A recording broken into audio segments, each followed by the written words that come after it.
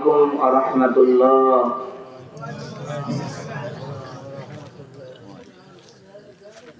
আলহামদুলিল্লাহ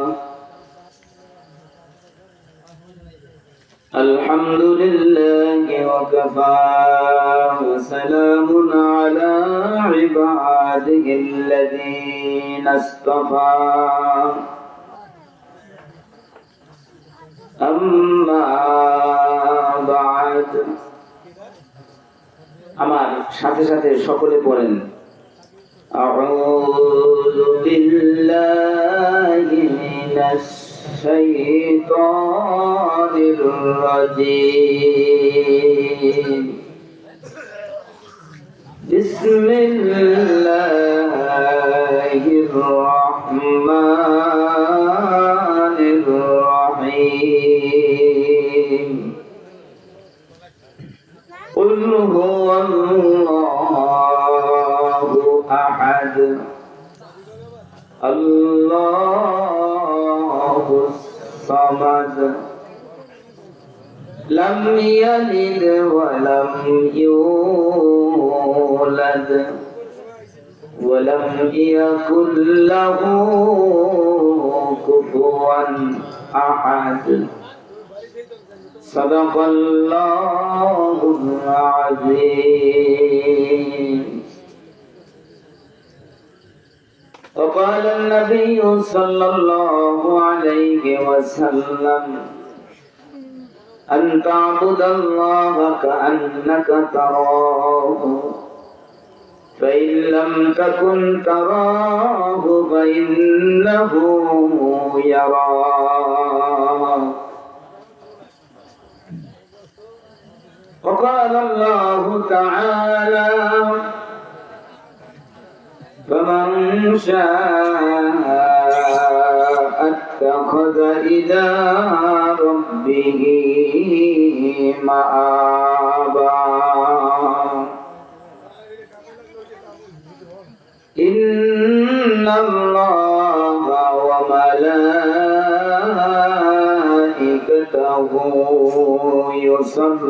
يصلون على النبي يا أيها الذين آمنوا صلوا عليه وسلموا تسليما. اللهم صل على سيدنا مولانا محمد وعلى آل سيدنا. محبت دے بولی اللهم صل على سيدنا مولانا محمد وعلى آل سيدنا.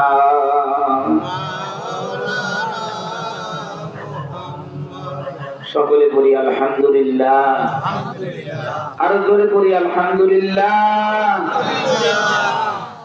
দুরূদ শরীফ পড়ার জন্য হুকুম করেছেন কে? আল্লাহ।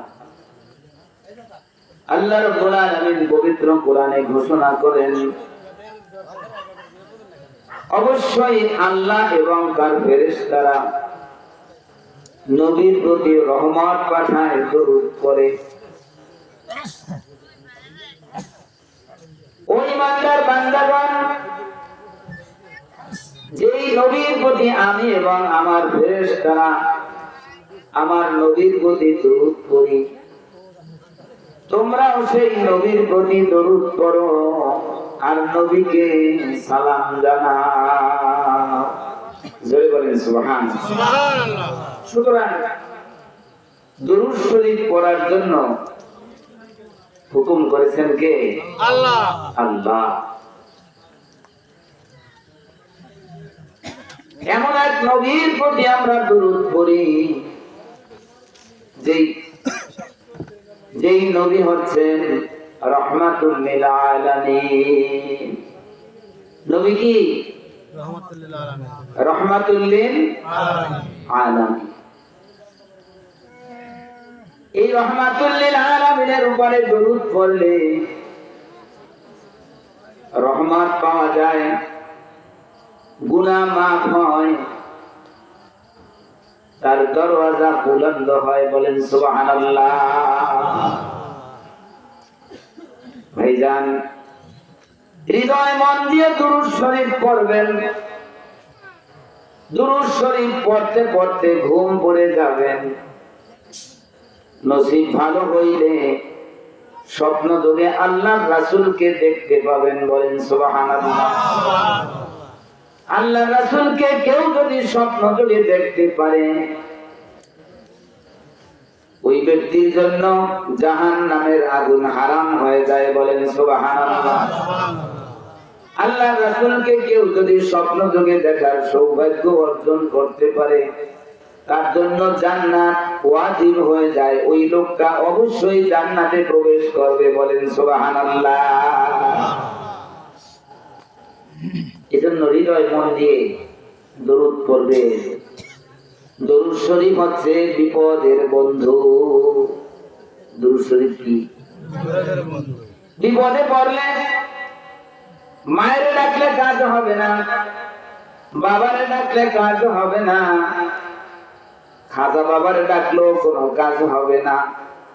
বিপদ দেওয়ার মালিক আল্লাহ, বিপদ থেকে উত্তরণের মালিকও হচ্ছে আল্লাহ। বিপদে পড়ে আল্লাহকে স্মরণ করতে হবে। আল্লাহর স্মরণের পাশাপাশি আল্লাহর হাবিব হুজুর সাল্লাল্লাহু আলাইহি ওয়াসাল্লামের প্রতি হৃদয় মন দিয়ে দুরূদ শরীফ পড়বেন।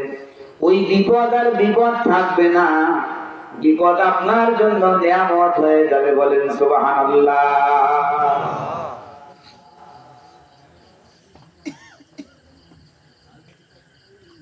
আবু আব্দুল্লাহ সুলাইমান জাজুলি রহমাতুল্লাহ আলাইহি, নামটা মনে রাখবেন, কাজে লাগবে। আবু আব্দুল্লাহ সুলাইমান জাজুলি রহমাতুল্লাহ আলাইহি পৃথিবী বিখ্যাত একজন আল্লাহওয়ালা মানুষ ছিলেন, আল্লাহর ওলি ছিলেন। সফর করতেছেন, মরুভূমির এলাকা, নামাজের সময় হয়েছে, ওযু করা প্রয়োজন, পানি তালাশ করতেছে, পানি পায় না। নামাজ পড়তে ওযু লাগে কিনা বলেন? নামাজ পড়তে ওযু লাগে, বলছে কে? আল্লাহ। আল্লাহ রাব্বুল আলামিন বলেন, ইযা কুমতুম ইলাস সালাতি ফাগসিলু ওয়ুজুহাকুম ওয়া আইদিয়াকুম ইলাল মারাফিকি ওয়ামসাহু বিরুউসিকুম ওয়া আরজুলাকুম ইলাল কা'বাইন। ও আমার বান্দারা, তোমরা যখন নামাজ পড়তে যাও, তোমাদের চেহারাগুলিকে ধৌত করো, দুই হাতের কোণই সহ ধৌত করো, মাথা মাসেহ করো, পায়ের টাকনো গিরা সহ ধৌত করো। ওযুর ফরজ কয়টা? চারটা। হুকুম কার? আল্লাহ। রাসূল পাক সাল্লাল্লাহু আলাইহি ওয়াসাল্লামের কাছে সাহাবীরা প্রশ্ন করেছেন, ইয়া রাসূলুল্লাহ, ইয়া হাবিবাল্লাহ, লক্ষ লক্ষ পয়গম্বর, এক একজন পয়গম্বরের আবার কোটি কোটি উম্মত, কিয়ামতের কঠিন দিনে আপনার উম্মতদেরকে আপনি কিভাবে চিনবেন?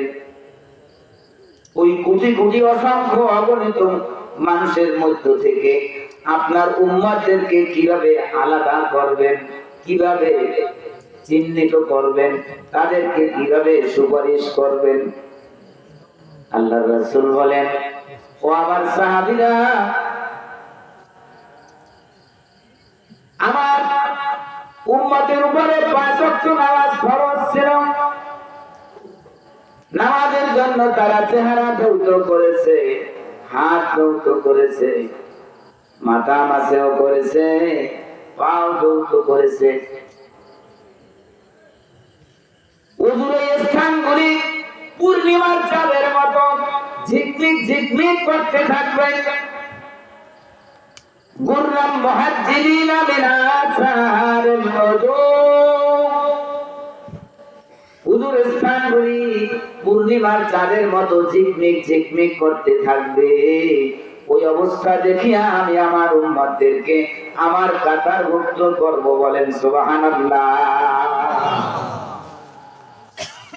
আল্লাহ রাসূল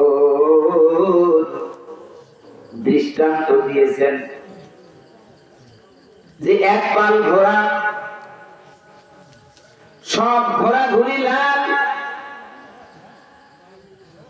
ওই লাল ঘোড়ার মধ্যে একটা ঘোড়ার কপালটা সাদা।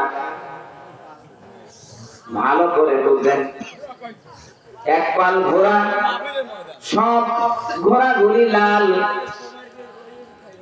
একটা ঘোড়ার কপালটা সাদা।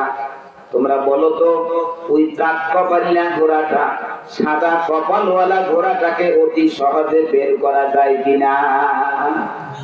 সুবহানাল্লাহ।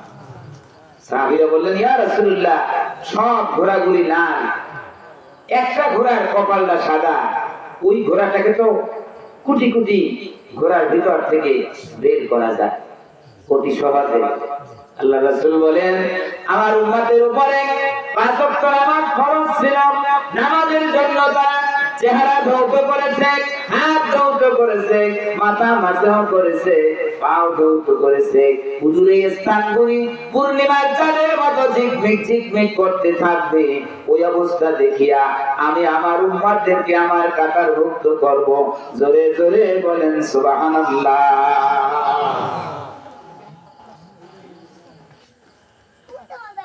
আবু আব্দুল্লাহ সুলাইমান জাদুরি রহমাতুল্লাহ আলাইহি নামাজ পড়ার জন্য পানি তালাশ করতেছে, কোথাও পানি পায় না, মরুভূমি এলাকা। তালাশ করতে করতে একটা কূপ পেয়েছে। কূপের এত তলদেশে পানি, বালতিতে রশি লাগাইয়া ছেড়ে দিয়েছে, তারপরও পানির নাগাল পায় না। সময়ের স্রোত কারোর জন্য অপেক্ষা করে না।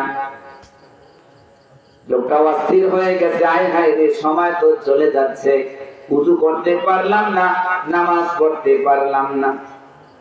ছোট্ট একটা মেয়ে আবু আব্দুল্লাহ সুলাইমান জাদুরি রহমাতুল্লাহ আলাইহিকে বললেন, বাজান আপনার কি হয়েছে, আপনি এত অস্থির কেন? আবু আব্দুল্লাহ সুলাইমান জাদুরি রহমাতুল্লাহ আলাইহি বললেন, ও ছোট মা, তোমার কাছে বলে লাভ কি? নামাজের সময় হয়েছে, ওযু করা প্রয়োজন, পানির প্রয়োজন, পানি পাইতেছি না। একটা কূপ পাইলাম, এত তলদেশে পানি, বালতিতে রশি লাগাইয়া ছেড়ে দিয়েছি, তারপরও পানির নাগাল পাই না। এই কথা শোনার সাথে সাথে ওই ছোট্ট মেয়েটা কি যেন পড়ে কূপের ভিতরে একটু থুথু মারলেন, সাথে সাথে কুয়ার পানি উঠে আসলো, বলেন সুবহানাল্লাহ। আবু আব্দুল্লাহ সুলাইমান জাদুরি রহমাতুল্লাহ আলাইহি তাড়াতাড়ি উযু করিয়া নামাজ পড়িয়া ওই ছোট্ট মেয়েটাকে বলল, মা, তুমি এমন কি দোয়া কালাম জানো যার বদৌলতে এই খালি কূপের মধ্যে পানি এসেছে, আমি উযু করে নামাজ পড়তে পেরেছি? মা বলে দাও, ওই দোয়াটা কি, ওই সূরাটা কি? ছোট্ট মেয়েটা বলল, বাবা, আমি তেমন কোন দোয়া জানি না, সূরা কিরাত তেমন কিছু জানি না, তবে আমি আমার মায়ের কাছে দুরূদ শরীফ শিখেছি। মা বলেছেন, যখন বিপদে পড়বে দুরূদ শরীফ পড়বে, বিপদ আর বিপদ থাকবে না, বিপদ তোমার জন্য নিয়ামত হয়ে যাবে, বলেন সুবহানাল্লাহ। আসুন, কিয়ামতের কঠিন দিনে আদম আলাইহিস সালাম থেকে শুরু করে ঈসা আলাইহিস সালাম পর্যন্ত সমস্ত নবীরা নাফসি নাফসি করতে থাকবে, ইয়া নাফসি আমি বাঁচি বলে ক্রন্দন করতে থাকবে। ওদিনকার একমাত্র ব্যক্তি নবী মুহাম্মদুর রাসূলুল্লাহ সাল্লাল্লাহু আলাইহি ওয়াসাল্লাম বলবে, রব্বি হাবলি উম্মতি, আমার উম্মতের হবে যে কোন গতি। ওই উম্মতের পাগল আল্লাহর হাবিবের প্রতি হৃদয় মন দিয়ে দুরূদ পড়ি, আল্লাহুম্মা সাল্লি আলা সাইয়্যিদিনা মাওলানা মুহাম্মাদ ওয়া আলা আলি সাইয়্যিদিনা। বানি বানি আওয়াজ হবে রোজ হাসরের ময়দানে, দয়াল নবী বিনে পানি দেওয়ার সাধ্য কারো হবে না। আল্লাহুম্মা সাল্লি আলা সাইয়্যিদিনা মাওলানা মুহাম্মাদ ওয়া আলা আলি সাইয়্যিদিনা।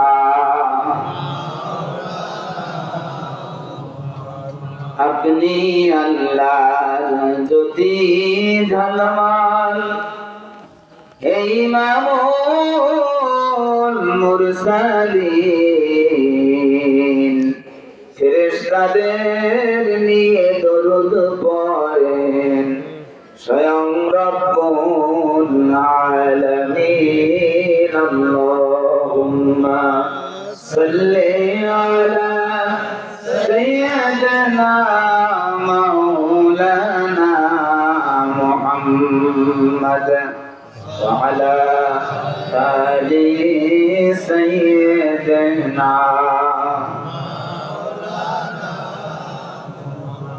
मोहब्बत पूरी बलगल उला बिकमालिही, कशफत तुजा बिजमालिही, हसनत जमीउ खसालिही।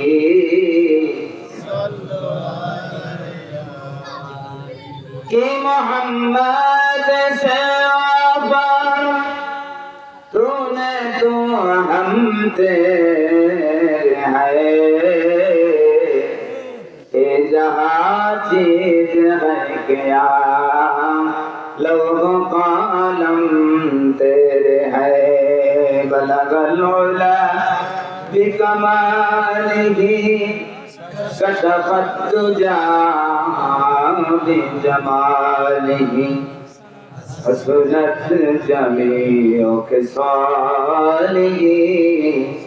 सल्लु अलैहि व आलिहि। সকলে বলি আলহামদুলিল্লাহ, আরো জোরে বলি আলহামদুলিল্লাহ। মরহুম আনোয়ার হোসেন মল্লিক বাড়ি ও অত্র এলাকার সকল কবরবাসীদের রুহের মাগফিরাত কামনায় আজকে এই দিনী মজলিসে, এই মাহফিলে আল্লাহ রাব্বুল আলামিন আপনাকে আমাকে আসার বসার, কিছু বলার এবং শোনার জন্য কবুল করেছেন, মঞ্জুর করেছেন। এজন্য শুকর আদান সকলে বলি আলহামদুলিল্লাহ।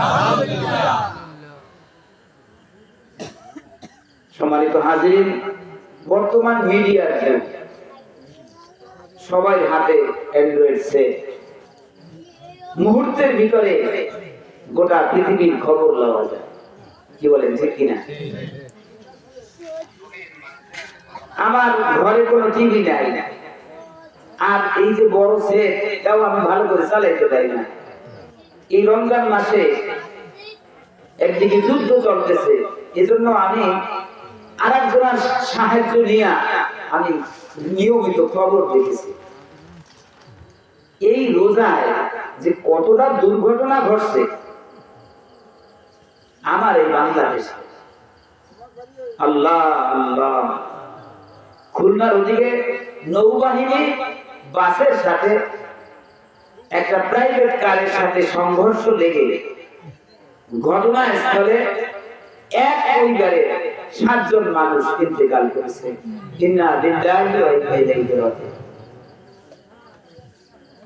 আপনারা খবর পত্র পত্রিকায় দেখবেন, বাংলাদেশের উত্তরবঙ্গে ট্রেন লাইনচ্যুত হয়ে শত শত মানুষ আহত হয়েছে। ঢাকার একজন সরকারি অফিসার ঈদের বাজার করতে যায়, খুলনায় নিজের মেয়েকে নিয়ে যায়, ঈদের বাজার করে দেবে মাইয়ে। সেই ব্যক্তি আর একটা গাড়ির সাথে সংঘর্ষ লেগে ঘটনাস্থলে ওই বাবা ইন্তেকাল করেন। মেয়েটাকে জরুরি হাসপাতালে নেছে, ডাক্তার বলছে মেয়েও নাই। বাবা মেয়ে দুজনের ঈদ শেষ হয়ে গেছে, ঈদের আগে রমজানের মধ্যে। লঞ্চে নৌকায় ঘষাঘষি লেগে অনেক মানুষ মারা গেছে। এই ঈদের একদিন আগেই সম্ভবত এটা চিটাগাঙে এভাবে সড়ক দুর্ঘটনায় 12 জন লোক সাথে সাথেই মারা গেল। আল্লাহ আল্লাহ, গত বছর এই মাহফিলে কত মানুষ ছিল, আজকে তাদের মধ্যে অনেকেই দুনিয়া থেকে বিদায় নিয়েছে। কি বলেন, ঠিক কিনা? হাফেজ সাহেবের আমাদানি তো নাই, উনি কত বছর ছিলেন, ওনার আব্বা তো আগেই চলে গেছেন। এরকম কত মানুষ দুনিয়া থেকে বিদায় নিয়েছেন। আল্লাহ আমাদেরকে দয়া করে মায়া করে আমাদের হায়াত দারাজ করে সমস্ত বিপদ মুক্ত করে এই মাহফিলের ময়দান বেহেশতের বাগানে আসার বসার কিছু বলার এবং শোনার তৌফিক দিয়েছেন। আবার বলি আলহামদুলিল্লাহ। আপনি আমি যেভাবে নিরিবিলি নিশ্চিন্তে ওয়াজ নসিহত শুনি, এরকম পরিবেশ কিন্তু ইরানে নাই। আছে? হ্যাঁ, ফিলিস্তিনে আছে, গোটা মধ্যপ্রাচ্য, মিডল ইস্ট, আরব আমিরাত, সৌদি আরব সহ কোন রাষ্ট্রে এখন শান্তি নাই। সবাই তটস্থ।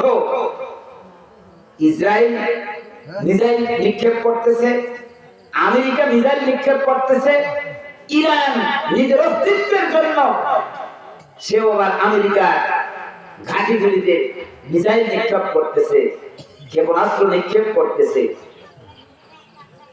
ধ্বংস হচ্ছে মুসলমান, বেনিফিট হচ্ছে আমেরিকার লাল কুত্তাদের। আজকে আমার পুণ্যভূমি Saudi Arabia, Mecca, Medina, Iraq, Iran, Bahrain, আজকে মুসলমান দেশগুলি সবাই, দেশের জনগণ থরথর থরথরে কাঁপতেছে। লক্ষ লক্ষ মানুষ দেশ ছেড়ে বিদেশে আশ্রয় নিয়েছে। খাবার নাই, পানি নাই, কিচ্ছু নাই, কত কষ্ট করতেছে। সেই তুলনায় আপনি আমি মায়ের কোলে আছে। সন্তান যেভাবে মায়ের কোলে দুধ পান করতে করতে ঘুম পড়ে যায়, ওর কোনো টেনশন নাই। আমরাও তদ্রুপ ভাবে এই মাহফিলে মায়ের কোলে আছি, আমাদের কোনো টেনশন নাই। যে রব্বুল আলামিন এই পরিবেশটাকে আমাদের অনুকূল করে দিলেন, ওই রব্বুল আলামিনের শুকরান আবারও বলি আলহামদুলিল্লাহ। আমার আল্লাহ পাক বলেন, বান্দারে আমার শুকর আদায় করলে আমি নিয়ামত আরো বাড়িয়ে দেব।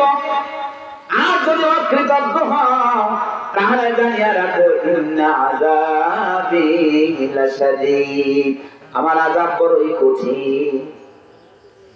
আল্লাহ দরবার শুকর করতে হবে।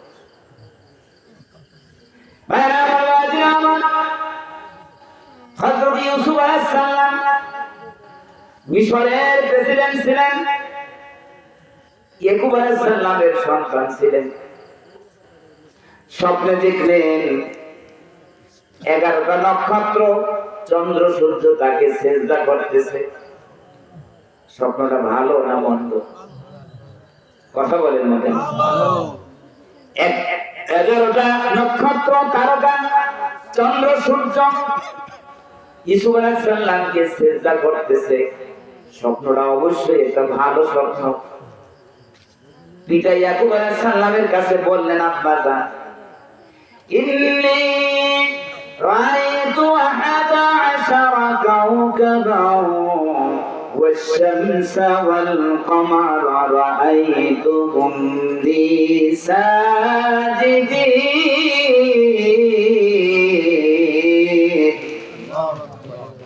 আব্বা জান, আমি স্বপ্নে দেখছি 11টা নক্ষত্র, চন্দ্র সূর্য আমাকে সিজদা করতেছে। একজন ভবিষ্যতের নবী ইউসুফ আলাইহিস সালাম, ভবিষ্যতের মিশরের রাষ্ট্রপতি ইউসুফ আলাইহিস সালাম ছোট্ট মানুষ স্বপ্নে দেখেছে তার পিতা ইয়াকুব আলাইহিস সালাম একজন পয়গম্বর। এক পয়গম্বর স্বপ্ন দেখছে, আর এক পয়গম্বরের কাছে বলছে। ওই পয়গম্বর এই স্বপ্নের বৃত্তান্ত বোঝে কিনা? অবশ্যই বোঝে। ইয়াকুব আলাইহিস সালাম বুঝতে পেরেছে, আমার কলিজার টুকরা নয়নের মণি ইউসুফ ভবিষ্যতে নবী হবে, ইউসুফ ভবিষ্যতে বাদশা হবে। এত স্বপ্ন, এটা আর কিছু নয়। জোরে জোরে বলেন সুবহানাল্লাহ। এজন্য ছোট্ট ইউসুফকে পিতা ইয়াকুব আলাইহিস সালাম অ্যালার্ম দিলেন, সিগন্যাল দিলেন, ইয়া বুনাইয়া লা তাকসুস রুইয়াকা আলা ইখওয়াতিকা ফায়াকিদু লাকা কাইদা। ও ইউসুফ, ও আমার কলিজার টুকরা, সাবধান, খবরদার, তোমার ওই সতী ভাইরা, তোমার সৎ ভাইরা, তারা যেন এই স্বপ্নের কথা না জানতে পারে। তারা যদি জানতে পারে ফায়াকিদু লাকা কাইদা, তাহলে তারা একটা ষড়যন্ত্র করবে, তোমার প্রাণ নাশের চেষ্টা করবে, তোমাকে দুনিয়া থেকে বিদায় দেওয়ার চেষ্টা করবে। খবরদার, আমার কাছে বলছো আর কারো কাছে বলিও না।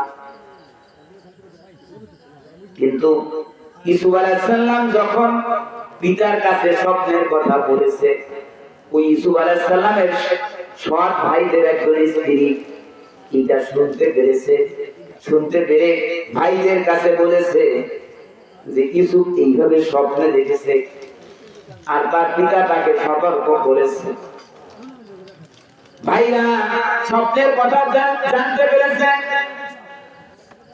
ভাইদের গাত্রদাহ শুরু হয়ে গেছে। অদূর ভবিষ্যতে ইউসুফ অনেক কিছু হবে। সুতরাং এই সৎ ভাইকে আর জানতে দেওয়া যাবে না, দুনিয়া থেকে বিদায় করতে হবে। জোরে জোরে বলেন নাউজুবিল্লাহ। নবীর ছেলে, কার ছেলে? নবীর ছেলেদের মধ্যে গাত্রদাহ শুরু হয়ে গেছে।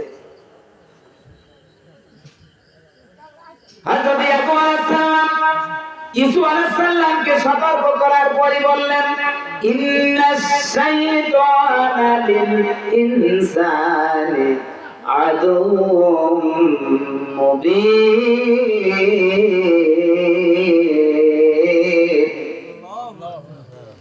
ইউসুফ, জানিয়ে রাখো, শয়তান কিন্তু মানুষের প্রকাশ্য দুশমন।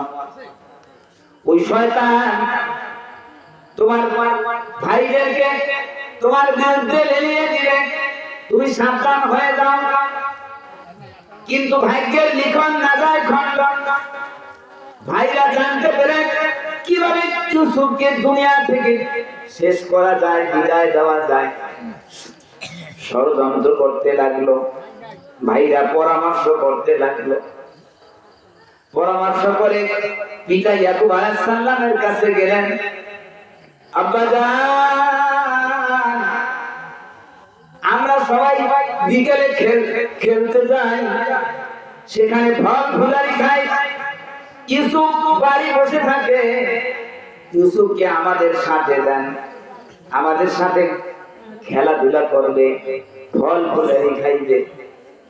ইয়াকুব আলাইহিস সালাম বলতেছেন, আমার তো ভয় হয়, আমার ভয় হয়, তোমরা খেলার কালে থাকবা, হয়তো আমার ইউসুফকে কোন পশুতে আক্রমণ করতে পারে, তার উপরে কোন বিপদ চলে আসতে পারে। ছেলেরা বলল, আব্বাজান আপনি ভয় করেন কেন? ওয়া নাহনু উসবা, আমরা একটা বড় দল, আমরা 10 ভাই, সুতরাং আপনার চিন্তা দিয়ে দেন। বলে, দুষ্ট লোকের মিষ্ট কথা ঘনিয়ে বসে কাছে, কথা দিয়া কথা নেয় প্রাণে মারে শেষে। কথা ঠিক কিনা? দুষ্ট লোকের মিষ্ট কথা ঘনিয়ে বসে কাছে, কথা দিয়া কথা নেয় প্রাণে মারে শেষে। ছেলেরা এমন লেকচার দেওয়া শুরু করলো, বাবা ইয়াকুব আলাইহিস সালাম বলে গেলেন, ছেলেদের সাথে ইউসুফ আলাইহিস সালামকেও দিয়ে দিলেন। ওরা যাইয়া ষড়যন্ত্র করে ইউসুফ আলাইহিস সালামকে কুয়ার মধ্যে ফেলে দিল, মারতে চাইল। রাখার মালিক কে? রাখে আল্লাহ, মারে কে? সুবহানাল্লাহ। ওরা যখন কুয়ার মধ্যে ফেলে দিল, আল্লাহ রাব্বুল আলামিন হযরত জিবরাইলকে বললেন, ও জিবরাইল,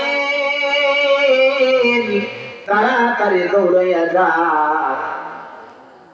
আমার ইউসুফ যেন পানির মধ্যে ডুবে না যায়, তার পায়ের নিচে একটা পাথর দিয়ে দাও, আমার ইউসুফ যেন পাথরের উপরে দাঁড়াইয়া থাকতে পারে। বলেন সুবহানাল্লাহ। হযরত জিবরাইল আমিন তাড়াতাড়ি দৌড়ে যায়, একখানা পাথর দিলেন, ছোট্ট ইউসুফ আলাইহিস সালাম পাথরের উপরে দাঁড়িয়ে রইলেন। আল্লাহ রাব্বুল আলামিন ইউসুফ আলাইহিস সালামকে বললেন, তুমি চিন্তা করো না, ওয়া ওয়াহাইনা ইলাইহি লাতুনাব্বিয়ান্নাহুম বিআমরিহিম হাযা ওয়া হুম লা ইয়াশউরুন।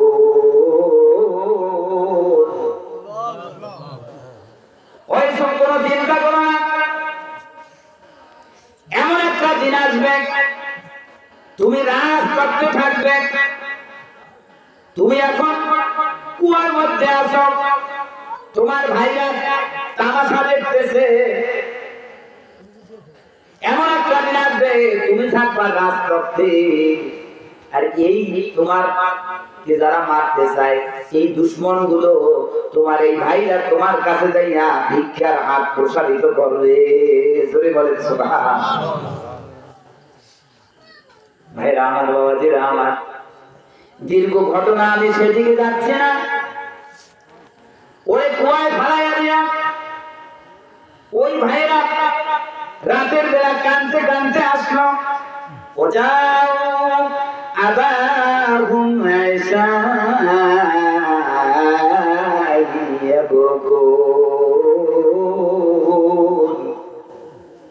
ওরা কানতে কানতে আসলো, আর্টিফিশিয়ালি কান্না। একটা হইলো এমনি মানুষ কান্দে, অন্তর থেকে কান্না আসে, আর একটা হলো আর্টিফিশিয়ালি। বাপের একটু কান্দে দেহান লাগে না? কত বড় দুষ্ট। এখান থেকে আমাদের অনেক শিক্ষা, নবীর ছেলেরা কত বড় দুষ্ট হতে পারে। সুতরাং আমি বড় হুজুর, আমার ছেলে যে দুষ্ট হবে না তার কোনো গ্যারান্টি আছে? তাহলে এই হুজুরের একটা কিছু কইলেই দৌড় দেবেন না সেদিকে। আমি আমার মধ্যে স্বার্থপরতা থাকতে পারে, শয়তান আমাকে কাবু করতে পারে, আমি কোটি ফাসিক বেঈমান কাফিরদেরকে আমি সমর্থন করতে পারি। আপনাকে বুঝতে হবে আমার বাপে বড় হুজুর ছিল, আমার দাদাই বড় হুজুর ছিল, 14 গোষ্ঠী বড় হুজুর ছিল, তাই বলে আমি একবারে দরবেশ হয়ে গেছি না। নবীর ছেলে হইয়া কাফের আছে না? নূহ আলাইহিস সালামের ছেলে কি কাফের? নূহ আলাইহিস সালাম একজন নবী, সেই নবীর ছেলে কি কাফের। সুতরাং এরকম মাথায় পাগড়ি দিয়া, বড় জামা গায়ে দিয়া, এরপর সুন্দর সুন্দর ওয়াজ করিয়া কোটি কোটি টাকা হাতে ফুটছার বেঈমানদের কাছ থেকে গ্রহণ করে সুন্দরভাবে যদি আপনাকে বয়ান দেয় যে না এদিকে না তুমি বামে যাও, এদের কথা মানা যাবে না। বোঝেন বোঝেন কথা। দুঃখ হয় এই পাগড়িওয়ালাদের, এই টুপিওয়ালাদের আচরণ দেখলে দুঃখ হয়। আমি একজন টুপিওয়ালা, আমি একজন পাগড়িওয়ালা। বেশি কিছু বলতে চাই না, ইশারা ইঙ্গিতে বুঝে নিবে। ভাইরা আমার, বাবাজিরা আমার, ওই ছেলেরা এসে বাবার কাছে বলতে লাগলো ইউসুফকে বাগে খেয়েছে। শুধু তাই না, ইউসুফ আলাইহিস সালামের জামাটা মিথ্যা মিথ্যে একটু রক্ত লাগাইয়া বাবার কাছে উপস্থাপন করেছে। ওয়াজাউ আলা কামিসিহি বিদামিন কাযিব। হযরত ইয়াকুব আলাইহিস সালাম এই ছেলেদের মিথ্যা কথা বিশ্বাস করে নাই। জোরে বলেন সুবহানাল্লাহ। দুইটা কারণে বিশ্বাস করে নাই। ইয়াকুব আলাইহিস সালামের এই দুষ্ট ছেলেদের কথাবার্তা ইয়াকুব আলাইহিস সালাম দুইটা কারণে বিশ্বাস করে নাই। এক নম্বরে হচ্ছে যে স্বপ্নে দেখেছে তাকে 11টা নক্ষত্র চন্দ্র সূর্য সিজদা করতেছে, এ কথার মানে হচ্ছে অদূর ভবিষ্যতে সে নবী হবে, বাদশা হবে। অদূর ভবিষ্যতের নবী বাদশাকে বাগে ফেলতে পারে না। দুই নম্বরে বাগে যদি একটা মানুষ খায় তাহলে বাচ্চা তো এত বড় শিক্ষিত না যে তার জামাটা খুললে তারপরে খাইছে। কথা ঠিক কিনা? বাগে খাইলে তার জামাটা ছিন্ন থাকবে না, অথচ জামাটা ছেড়ে নাই। এই দুইটা কারণে ইয়াকুব আলাইহিস সালাম বিশ্বাস করে নাই ছেলেদের কথা। ইয়াকুব আলাইহিস সালাম বললেন ক্বালা বাল সাওয়ালাত লাকুম আনফুসুকুম আমরা ফাসাবরুন জামিল।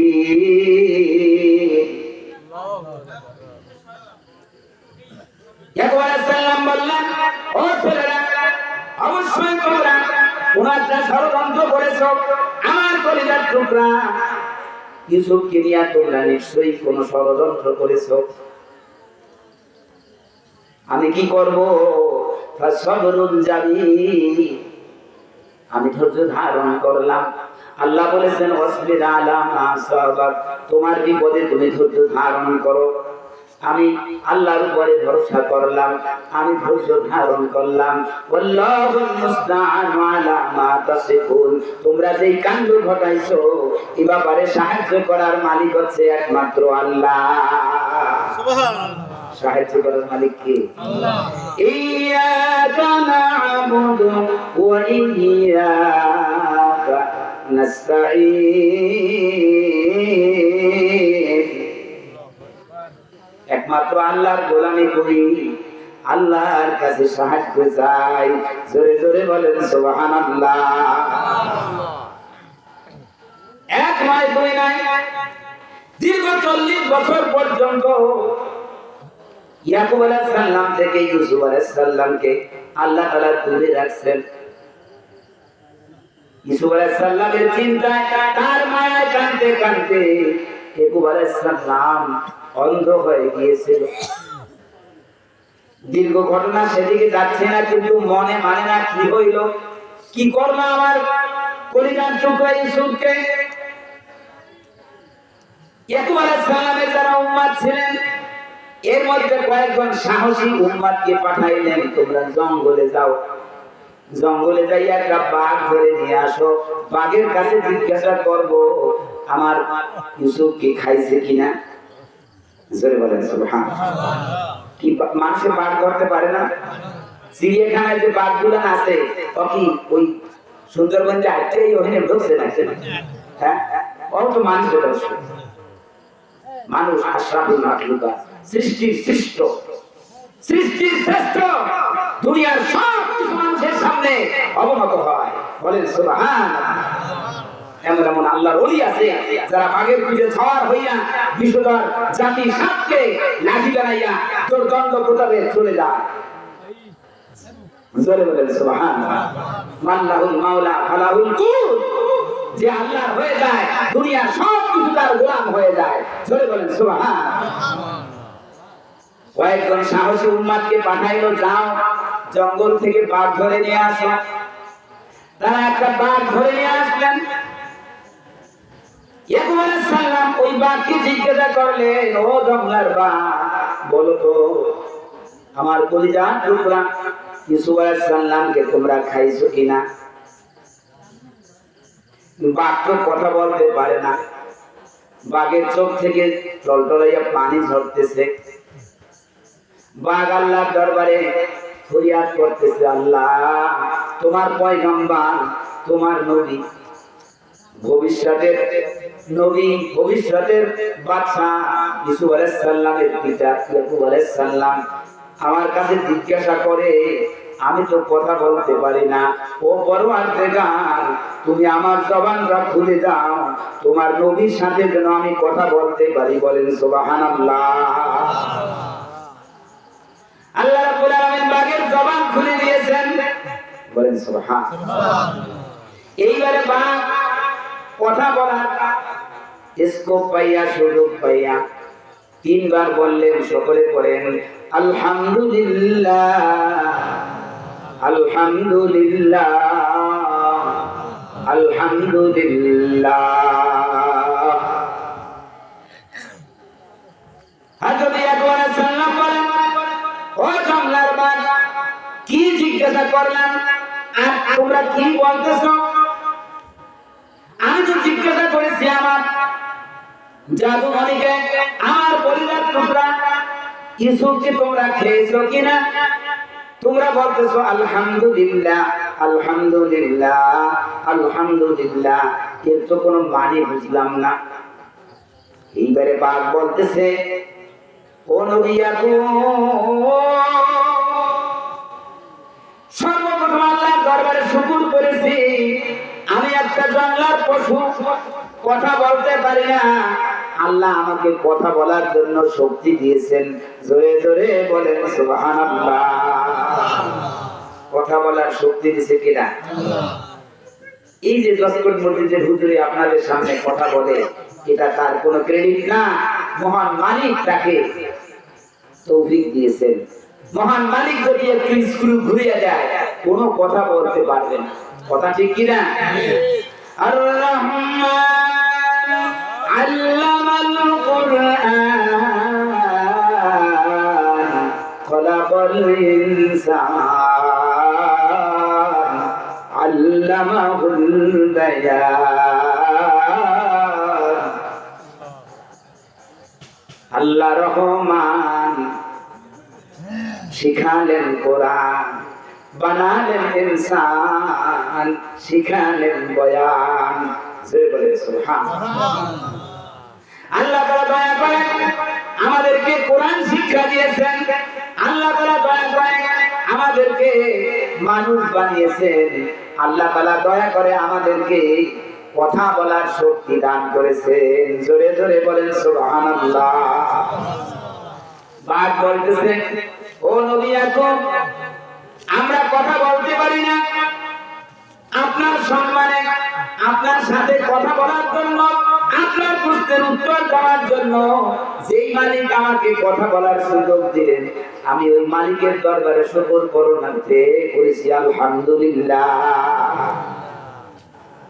দুই নম্বরে, মানুষের মধ্যে সবচেয়ে উত্তম মানুষ নবী রাসূল।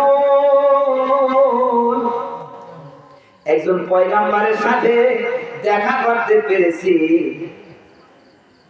একজন আল্লাহওয়ালা হক্কানি রব্বানি একজন পয়গম্বরের সাথে দেখা করতে পেরেছি, এটাও নসিবের ব্যাপার। এজন্য আমি আল্লাহ তাআলার শুকর করেছি আলহামদুলিল্লাহ। 3 নম্বরে একজন পয়গম্বরের ছেলে ইউসুফ, ভবিষ্যতের নবী, ভবিষ্যতের রাষ্ট্রপতি, তার মতো একজন মানুষকে বধ করিয়া খাইয়া নবী হত্যার গুনাহ কামাই করি নাই। আল্লাহ এই গুনাহ থেকে মাফ করেছেন, এজন্যও করেছি আলহামদুলিল্লাহ। জোরে জোরে বলেন সুবহানাল্লাহ।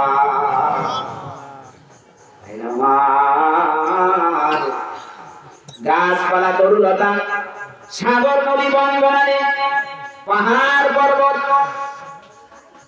চন্দ্র সূর্য, গ্রহ নক্ষত্র, গ্রহ নক্ষত্র সব কিছু আল্লাহ তাআলার জিকির করে, সব কিছুতে আল্লাহ তাআলার শুকর করে।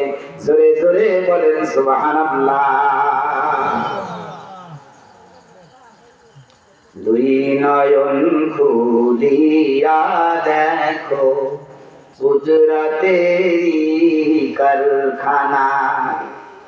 2 নয়ন খুলিয়া দেখো কুদরতেরি কারখানা। চন্দ্র সূর্য তারা ঘোরে, চন্দ্র সূর্য তারা ঘোরে, কার সাথে কেউ থাকে না। 2 নয়ন খুলিয়া দেখো কুদরতেরি কারখানা। সরে বলে সুবহানাল্লাহ। গাছপালায় জিকির করে আল্লাহ, পশু পাখি কীট পতঙ্গ, পাহাড় পর্বত সব কিছুতে জিকির করে আল্লাহর। ওই আকাশের চন্দ্র সূর্য, গ্রহ নক্ষত্র, গ্রহ পুঞ্জ সব কিছুতে জিকির করে আল্লাহর হুকুম মানে আল্লাহ।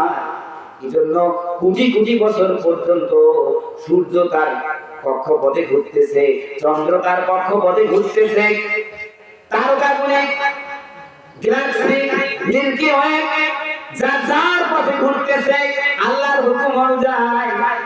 কারোর সাথে কোনো টক্কর লাগতেছে না, সবাই আল্লাহ তাআলার গোলাম। জোরে জোরে বলেন সুবহানাল্লাহ। সুতরাং আল্লাহ রাব্বুল আলামিন এই বেহেশতের বাগানে আসার বসার, কিছু বলার এবং শোনার তৌফিক দিলেন। ওই রব্বুল আলামিনের শুকরান আবারও করি আলহামদুলিল্লাহ। সম্মানিত হাজিরিন, আমি মাগরিবের পরই তো আপনাদের এখানে আসছি। আমার আগে খাগবন্যা হুজুরের ছেলে হাফেজ মাওলানা মিজানুর রহমান আলোচনা করেছেন। তিনি আমার বয়সেও বড়, লেখাপড়া বেশি। এরপরে আরো একজন শিক্ষক, আমাদের বড় ভাই বলেন আলী আমাদের সাথে, উনি পড়াশোনা করেছেন, সেও আমার বড়, এলেন কালামাও বড়। এরপরে আবুল হাসান, সে তো কোরআনে হাফেজ, আমি তো আসলে মূর্খ, পালানা হয়ে গেছে উল্টা। তাদের আগে আমার দেওয়া উচিত ছিল, ওই বড় বড় আলেমদেরকে পরে দেওয়া উচিত ছিল। যাই হোক, কর্তৃপক্ষ আমাকে প্রধান অতিথি করেছেন, রাত হয়েছে অনেক, আপনাদেরকে বেশিক্ষণ আমি কষ্ট দিব না। আমারও তো ঘুমাতে হবে, ফজরের নামাজ পড়তে হবে, কথা ঠিক কিনা? তো আমি যেহেতু ছোট হুজুর, আমি এই জন্য পবিত্র কোরআনের ছোট্ট একখানা সূরা তেলাওয়াত করেছি। কোন সূরাটা বলেন তো? সূরা ইখলাস। ওই একজন হুশওয়ালা মানুষ পাইছি, একটা শব্দের হুশ। আমি প্রথমেই তো সূরা ইখলাস তেলাওয়াত করছি। পড়েন সকলে। কুল হুয়াল্লাহু আহাদ, আল্লাহুস সামাদ, লাম ইয়ালিদ ওয়া লাম ইউলাদ ওয়া লাম ইয়াকুল লাহু কুফুয়ান আহাদ। বলো তুমি বলো হে আল্লাহ একজন, মুখাপেক্ষী নহে কারণ আল্লাহ সে এমন। ওই জন্ম দেয়া জন্ম নেয়া তিনি করেনি কখন, ওই শাহান শাহের সমকক্ষ নহে কোন জন। জোরে জোরে বলেন সুবহানাল্লাহ। সূরা ইখলাস কে জানেন না? একটু হাত জাগান দেই। সবাই জানেন, ছোট্ট সূরা, আমিও জানি আপনারাও জানেন। আমরা সচরাচর আগে অন্য একটা সূরা পড়ি, দ্বিতীয় রাকাতে সূরা ইখলাস কুল হুয়াল্লাহ পড়ে নামাজ শেষ করি, ঠিক কিনা? যদিও ছোট্ট সূরা, কিন্তু এটা ফজিলত অনেক। এই ছোট্ট সূরাটার ফজিলত অনেক। একবার তেলাওয়াত করলে 10 পারা কোরআন পড়ার সওয়াব হয়, বলেন সুবহানাল্লাহ। দুইবার পড়লে 20 পারা কোরআন পড়ার সওয়াব হয়। তিনবার সূরা ইখলাস পড়লে পুরা কোরআন পড়ার সওয়াব হয়। জোরে বলেন সুবহানাল্লাহ।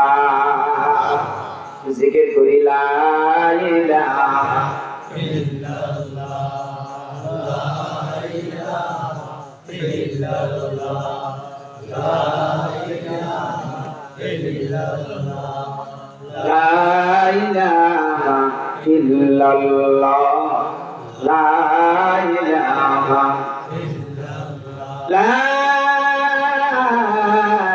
ইলাহা ইল্লাল্লাহ, মুহাম্মাদুর রাসূলুল্লাহ। আল্লাহ রাসূল যখন এই কলেমার দাওয়াত দিলেন, আল্লাহ ছাড়া আর কোনো মাবুদ নাই, আল্লাহ ছাড়া কারো গোলামি করা যাবে না, আল্লাহ ছাড়া কারো হুকুম মানা যাবে না। কাফেররা বলতে লাগলো, ও মুহাম্মদ সাল্লাল্লাহু আলাইহি ওয়াসাল্লাম, তুমি যে আল্লাহর কথা বলতেছো, তোমার আল্লাহর বংশ পরিচয় কি? আল্লাহর বাবার নাম কি? মায়ের নাম কি? তার সন্তান সন্ততি কেটা? পরিচয় কি? আল্লাহ পরিচয় বলে। এই দেব দেবী এগুলি আমাদের ধর্ম ত্যাগ করিয়া তোমার এক আল্লাহর ইবাদত করবো, তোমার সেই আল্লাহর পরিচয়টা বলো। আল্লাহ রাসূল দ্বীনের ব্যাপারে, ধর্মীয় ব্যাপারে নিজের মন গড়া কিছু বলতেন না, যা কিছু বলতেন ওহীর মাধ্যমে বলতেন, বলেন সুবহানাল্লাহ। আমা ইয়ানতিকু আনিল হাওয়া ইন হুয়া ইল্লা ওয়াহয়ুন ইউহা। মুহাম্মদ হারগিজ না গুপ্তা, কানা গুপ্তা জিবরাইল, জিবরাইল হারগিজ না গুপ্তা, কানা গুপ্তা রব্বে জলিল। আল্লাহ রাসূল দ্বীনের ব্যাপারে মন গড়া কিছু বলতেন না, যতক্ষণ পর্যন্ত জিবরাইল ওহী নিয়ে না আসতেন। আবার জিবরাইল নিজের মন গড়া বলতেন না, যতক্ষণ পর্যন্ত রব্বে জলিল আল্লাহ তাআলা কোনো কিছু তাকে না দিতেন। জোরে জোরে বলেন সুবহানাল্লাহ। কাফেরদের এই প্রশ্নের জবাবে সাথে সাথে আল্লাহ রাব্বুল আলামিন তার পরিচয় বানিয়ে ছোট্ট সূরাখানা জিবরাইলের কাছে দিয়ে দিলেন, যাও আমার হাবিবকে দাও, আমার হাবিব কাফেরদের প্রশ্নের জন্য উত্তর দিতে পারে। জোরে জোরে বলেন সুবহানাল্লাহ। এইবারে জিবরাইল আমিন আল্লাহর পক্ষ থেকে হুজুর সাল্লাল্লাহু আলাইহি ওয়াসাল্লামকে বললেন, কোন হে নবী আপনি বলেন, কাফেররা যে প্রশ্ন করেছে তার উত্তরে আপনি বলেন হুয়াল্লাহু আহাদ। তোমরা যে আল্লাহ সম্পর্কে প্রশ্ন করেছো, ওই আল্লাহ এক, একক। আল্লাহুস সামাদ, আল্লাহ মুতাবাক্কি, আল্লাহ বেনিয়াস, লাম ইয়ালিদ ওয়া লাম ইউলাদ, তিনি কাউকে জন্ম দেন নাই, কারো থেকে জন্ম নেন নাই। ওয়া লাম ইয়াকুল লাহু কুফুয়ান আহাদ, ওই আল্লাহর সমকক্ষ কেউ হতে পারবে না। জোরে বলেন সুবহানাল্লাহ। এটা কি একজন কবি কাব্য আকারে অর্থ লিখেছেন। বলো তুমি বলো হে আল্লাহ একজন, মুখাপেক্ষী নহে কারোর আল্লাহ সে এমন। জন্ম দেয়া জন্ম নেয়া তিনি করেন কখন, ওই শাহান শাহের সমকক্ষ নহে কোন জন।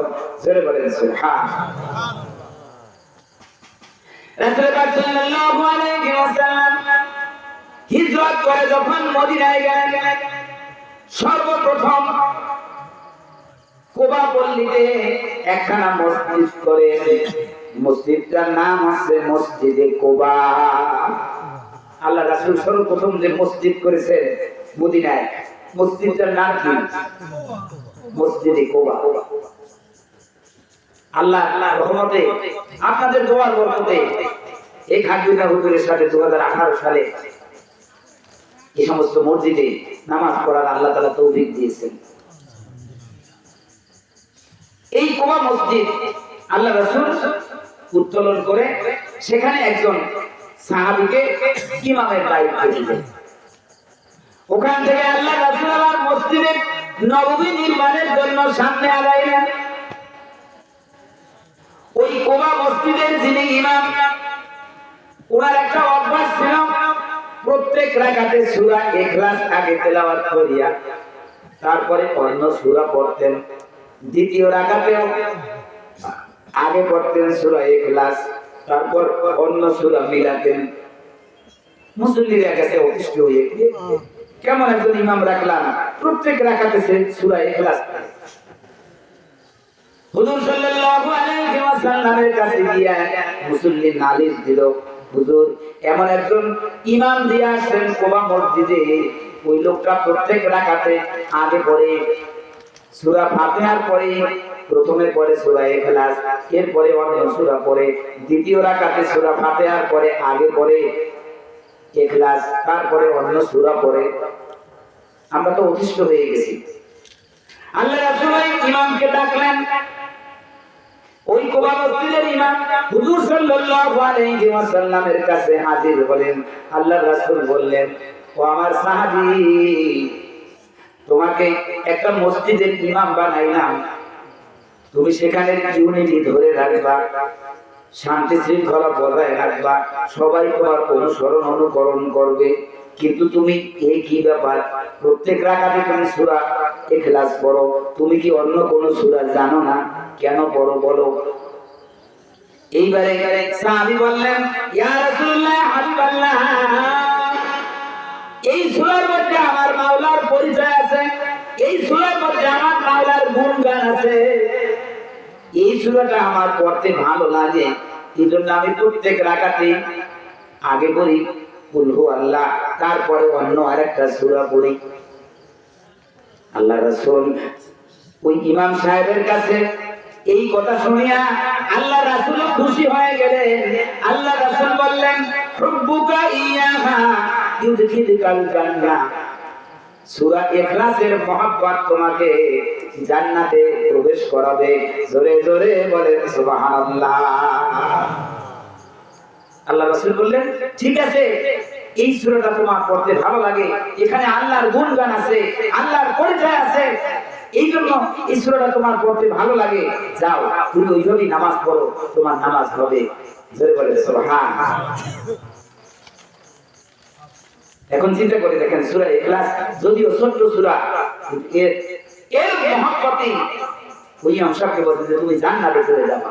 জোরে বলেন সুবহানাল্লাহ। আখলিস দীনাকা ইয়াকফিকাল আমালুল কলিল,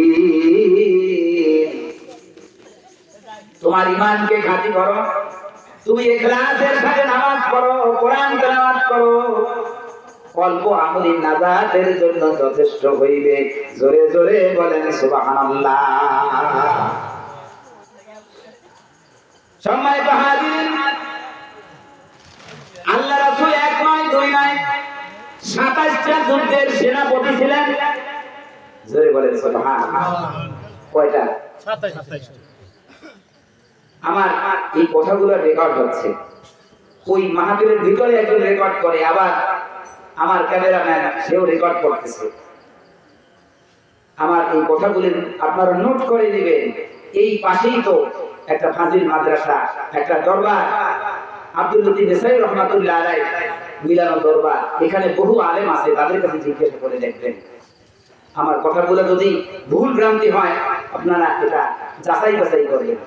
আমার কথাও সব আপনারা একেবারে অকপটে মেনে নেবেন না, যাচাই করবেন যে যশপুর হুজুরে এই কথা বলছে। রাসূল পাক সাল্লাল্লাহু আলাইহি ওয়াসাল্লাম এক নয় দুই নয় 27টা যুদ্ধের তিনি সেনাপতি ছিলেন। জোরে বলেন সুবহানাল্লাহ। নামাজ পড়া যেভাবে ফরজ, যুদ্ধ করাও সেভাবে ফরজ। রোজা রাখা যেভাবে ফরজ, যুদ্ধ করাও ফরজ। যাকাত দেওয়া ফরজ, ইসলাম কায়েমের জন্য যুদ্ধ করাও ফরজ। আমরা ওই কঠিন সুন্নাত মানি না, সুবিধা মতো যেটা ভালো হয় সেইটা পালন করি। যেখানে রক্ত যাবে, টাকা যাবে, ওই কাজটা আমরা করতে রাজি না। বলেন নাউজুবিল্লাহ। আল্লাহ বলেছেন কুতিবা আলাইকুমুস সিয়াম, রোজা ফরজ করা হয়েছে। রমজান মাসে রোজা রাখতে রাখতে আমরা চেকন হয়ে যাই, রোজা ভাঙ্গি না। কিন্তু আল্লাহ তাআলা এই কথাও বলেছেন কুতিবা আলাইকুমুল কিতাল, দিন কায়েমের জন্য যুদ্ধ করাও ফরজ। জোরে বলেন সুবহানাল্লাহ। এইজন্য আল্লাহ রাসূল সরাসরি 27টা যুদ্ধে তিনি সমর নায়ক ছিলেন, সিইনসি কমান্ডার ইন চিফ ছিলেন। জোরে বলেন সুবহানাল্লাহ। তাবুক যুদ্ধে গেলেন আল্লাহ রাসূল, আল্লাহ তাআলার রহমত নেমে আসলো। কাফেরদের মনের মধ্যে ভয় ভীতির সঞ্চার হলো। নবী মুহাম্মদ তার মুজাহিদদেরকে নিয়ে আসতেছে, ওদের মনের মধ্যে দুর্বলতা এসে গেল, ভয় এসে গেল। বিনা যুদ্ধে তাবুক জয় হয়ে গেল। জোরে জোরে বলেন সুবহানাল্লাহ। যুদ্ধ করা লাগে না, রক্ত ঝরানো লাগে না, বিনা যুদ্ধে তাবুক জয় হয়ে গেছে। জোরে বলেন সুবহানাল্লাহ। রাসূল পাক সাল্লাল্লাহু আলাইহি ওয়াসাল্লাম মুজাহিদদেরকে নিয়ে শুকরাতার নামাজ পড়তেছেন। বলেন সুবহানাল্লাহ। দেখেন না, ওই যে দুষ্ট বুড়ি যারা আলেমদেরকে জবাই দিয়েছে, মিথ্যা ট্রাইব্যুনাল গঠন করে ফাঁসি দিয়েছে, ওই দুষ্ট বুড়ি যখন পালিয়ে গেল, আমার দেশে দামাল ছেলেরা রাজপথে সেজদায় পড়ে গেছে। জোরে বলেন সুবহানাল্লাহ। যারা আন্দোলন করে ওই দুষ্টকে দেশ ছাড়া করেছে, এই সোনার ছেলেরা তারা রাজপথে সেজদায় পড়ে গেছে। আল্লাহ তাআলা শুকর আদায় করেছে। একটা কাফের মুশরিক বেদিনকে দাঁড়াইয়া তারা আল্লাহ তাআলা শুকর করেছে। জোরে বলেন সুবহানাল্লাহ। রাসূল পাক সাল্লাল্লাহু আলাইহি ওয়াসাল্লাম তাবুক বিজয় করে তিনি শুকরাতার নামাজ পড়তেছেন। ভাইরা আমার, হঠাৎ করে দেখলেন আকাশ মেঘাচ্ছন্ন হয়ে গেছে। কারণ কি? আকাশ মেঘাচ্ছন্ন হয়ে গেছে। এরপরে দেখলেন হযরত জিবরাইল আমিন তার 600 পাখা বিস্তার করে জমিনে আসতেছে। জিবরাইলের সাথে 1,40,000 ফেরেশতা। কত ফেরেশতা? জিবরাইলের সাথে কত ফেরেশতা? 1,40,000 ফেরেশতা পৃথিবীতে নেমে আসছেন। সূর্যের আলো বাধাগ্রস্ত হয়ে গেছে, অন্ধকার হয়ে গেছে। রাসূল পাক সাল্লাল্লাহু আলাইহি ওয়াসাল্লাম জিবরাইলকে বললেন, ভাই জিবরাইল, কারণটা কি? এত ফেরেশতা নিয়ে কখনো তো তুমি জমিনে অবতরণ করো না, কিসের জন্য আসলা? হযরত জিবরাইল বললেন, ইয়া রাসূলুল্লাহ, হাবিবাল্লাহ, আপনি তাবুক যুদ্ধের জন্য আসছেন। বিনা যুদ্ধে তাবুক জয় হয়ে গেছে, শুকরাতার নামাজ পড়তেছেন। কিন্তু আপনি তো জানেন না, আপনার প্রিয় সাহাবী মুয়াবিয়া ইবনে মুয়াবিয়া আল-মুজানি মদিনায় ইন্তেকাল করেছেন। নবীর প্রিয় সাহাবীর নাম হচ্ছে মুয়াবিয়া ইবনে মুয়াবিয়া আল-মুজানি। নোট করে নিন, মুয়াবিয়া ইবনে মুয়াবিয়া আল-মুজানি ইন্তেকাল করেছেন। আপনি কি তার গায়েবানা জানাজা পড়বেন না? ইয়া রাসূলুল্লাহ, হাবিবাল্লাহ, মুয়াবিয়ার জানাজার জন্য আমরা এই তাবুকের মাঠে আসছি, আপনি তার গায়েবানা জানাজা পড়বেন। আমরা ওই জানাজা নামাজে শরীক হব, এই জন্য আসছি, বলেন সুবহানাল্লাহ।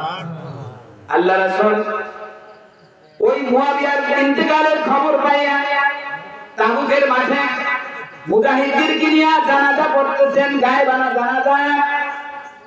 1,40,000 ফেরেশতা ওই জানাজায় শরীক হয়ে গেল।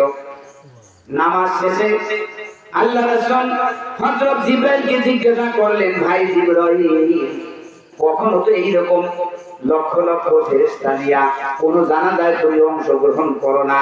আমার প্রিয় সাহাবী মুয়াবিয়া ইবনে মুয়াবিয়া আল-মুজানি কি আমল করতো যার পরিপ্রেক্ষিতে তুমি ফেরেশতা নিয়া আসলা, 1,40,000 ফেরেশতা নিয়া তার জানাজায় শরীক হতে আসলা, তার আমল ছিল কি একটু বলো। এইবারে জিবরাইল বললেন, ও রাসূল, আপনার প্রিয় সাহাবী মুয়াবিয়া ইবনে মুয়াবিয়া আল-মুজানি হাঁটতে বইতে উঠতে বসতে সদা সর্বদা সূরা ইখলাস তেলাওয়াত করত। কুল হুয়াল্লাহু আহাদ আল্লাহুস সামাদ লাম ইয়ালিদ ওয়া লাম ইউলাদ ওয়া লাম ইয়াকুল লাহু কুফুয়ান আহাদ। সব সময় তার তাসবিহ ছিল কুল হুয়াল্লাহু আহাদ আল্লাহুস সামাদ লাম ইয়ালিদ ওয়া লাম ইউলাদ ওয়া লাম ইয়াকুল লাহু কুফুয়ান আহাদ। হাঁটতে চলতে উঠতে বসতে তার জিকির ছিল শুধু কুল হুয়াল্লাহ। জোরে বলেন সুবহানাল্লাহ। তাহলে সূরা ইখলাস যদিও ছোট সূরা, কিন্তু এটার মর্তবা কত, জোরে বলেন সুবহানাল্লাহ। এই সূরার মধ্যে আল্লাহ তাআলার পরিচয়, আল্লাহ এক,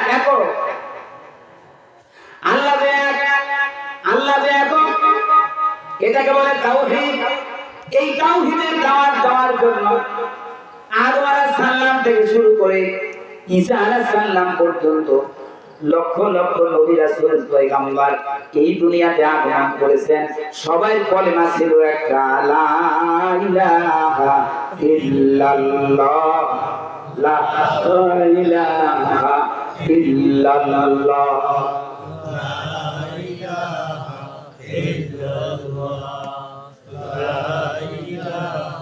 ইল্লাল্লাহ, লা ইলাহা ইল্লাল্লাহ, লা ইলাহা ইল্লাল্লাহ, লা ইলাহা ইল্লাল্লাহ, লা ইলাহা ইল্লাল্লাহ, আদম সফিউল্লাহ, লা ইলাহা ইল্লাল্লাহ, ইব্রাহিম খলিলুল্লাহ, লা ইলাহা ইল্লাল্লাহ, মুসা কালিমুল্লাহ, লা ইলাহা ইল্লাল্লাহ, দাউদ খলিফাতুল্লাহ, লা ইলাহা ইল্লাল্লাহ, ঈসা রূহুল্লাহ, লা ইলাহা ইল্লাল্লাহ, ইসমাঈল জবিহুল্লাহ, লা ইলাহা ইল্লাল্লাহ, মুহাম্মাদুর রাসূলুল্লাহ।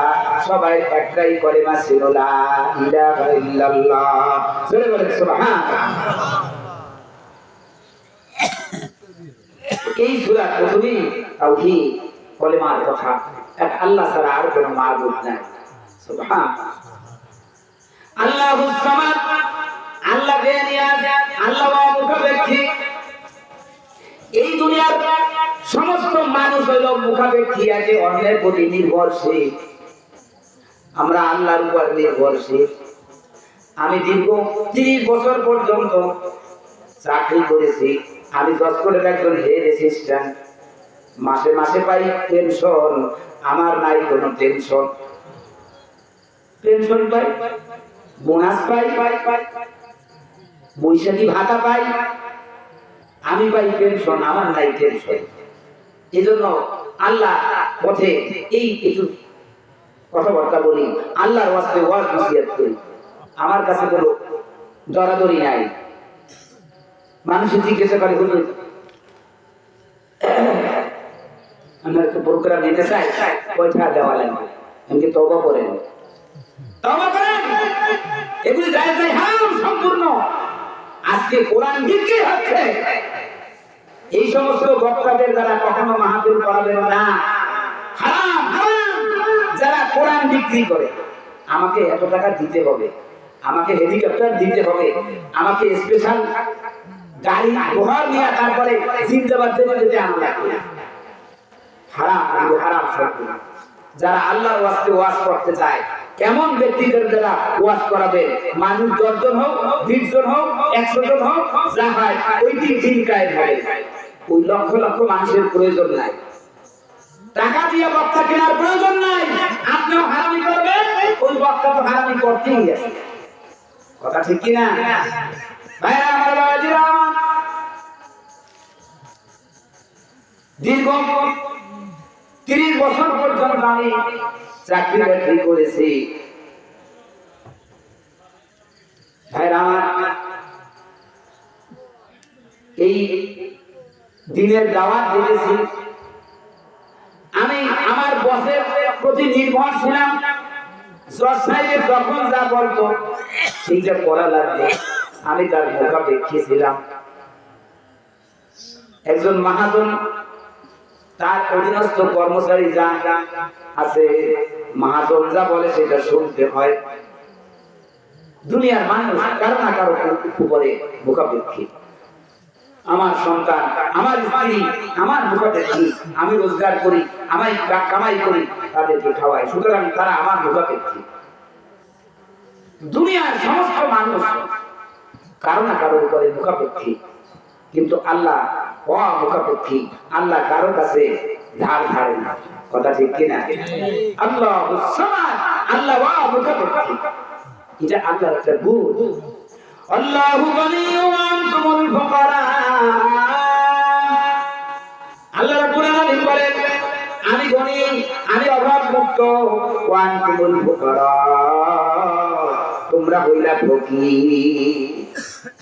আমরা কি ফকির? আমরা মিসকিন।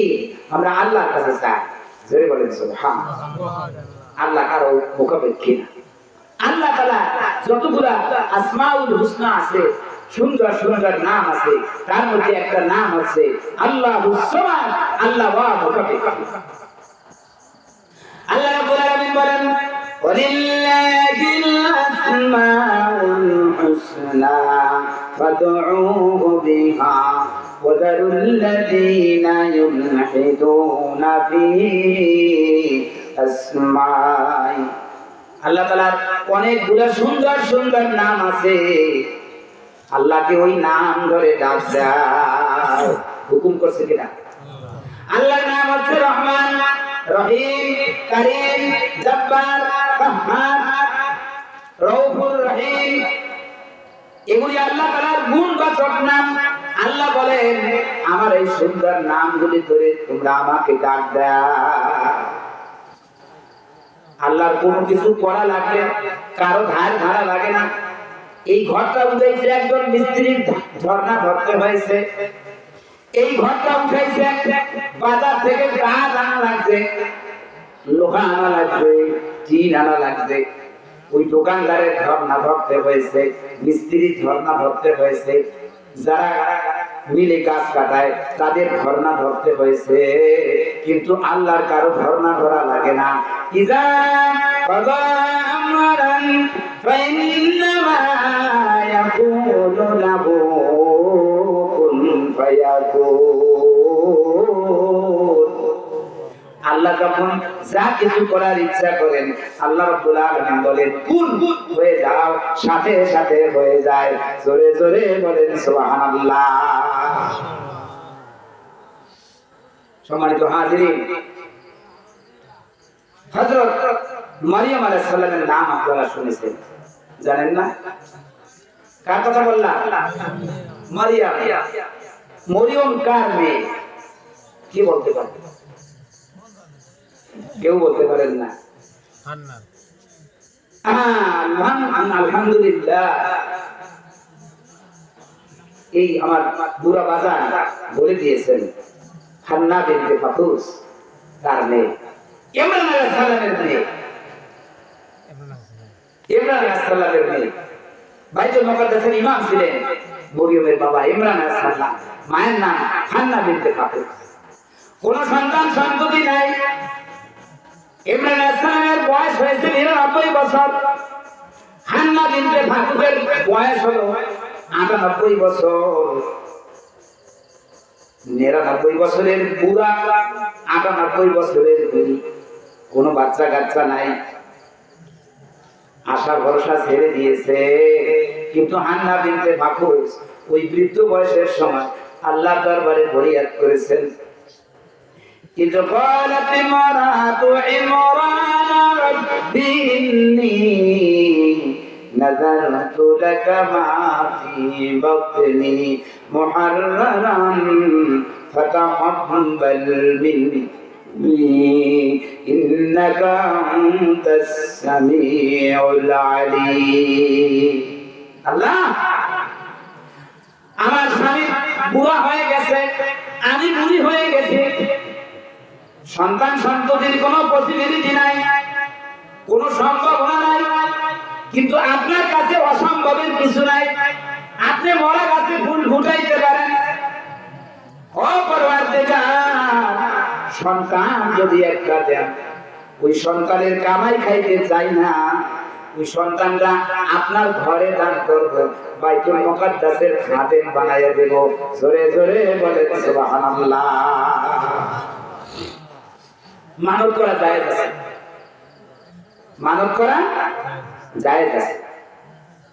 আমার এই আশাটা পূর্ণ হইলে আমি নেসারাবাদ মাদ্রাসায় একটা ছাগল দেব, একটা গরু দেব, বা 1000 টাকা দেব, 10,000 টাকা দেব, এভাবে মানত করা জায়েজ আছে। হ্যাঁ, আশা পূর্ণ হইলে ওইটা আবার আদায় করাও ওয়াজিব হয়ে যায়। আমার এই আশাটা পূর্ণ হইলে খানকুনিয়া মাদ্রাসার এতিমখানায় আমি এই টাকা দেব, মানত করা জায়েজ আছে। তবে আপনার এই মানতের এই জিনিসটা পুরো ভণ্ড দরবারে আপনি যেতে পারবেন না। যেখানে এতিমখানা আছে, লিল্লাহ বোর্ডিং আছে, সেখানে মানত করতে পারবেন। ইমরান সাহেবের স্ত্রী হান্না বিনতে ফাকুর বৃদ্ধ বয়সে মানত করলেন, আল্লাহ সন্তান সন্ততি নাই, আপনি ইচ্ছা করলে দিতে পারেন। সন্তান দেওয়ার মালিক কে? ছেলে দেওয়ার মালিক কে? মেয়ে দেওয়ার মালিক কে? আর পুরা রাখার মালিক কে? ইয়াহাবু লিমান ইয়াশাউ ইনাতাহু ওয়া ইয়াহাবু লিমান ইয়াশাউ যুকুর।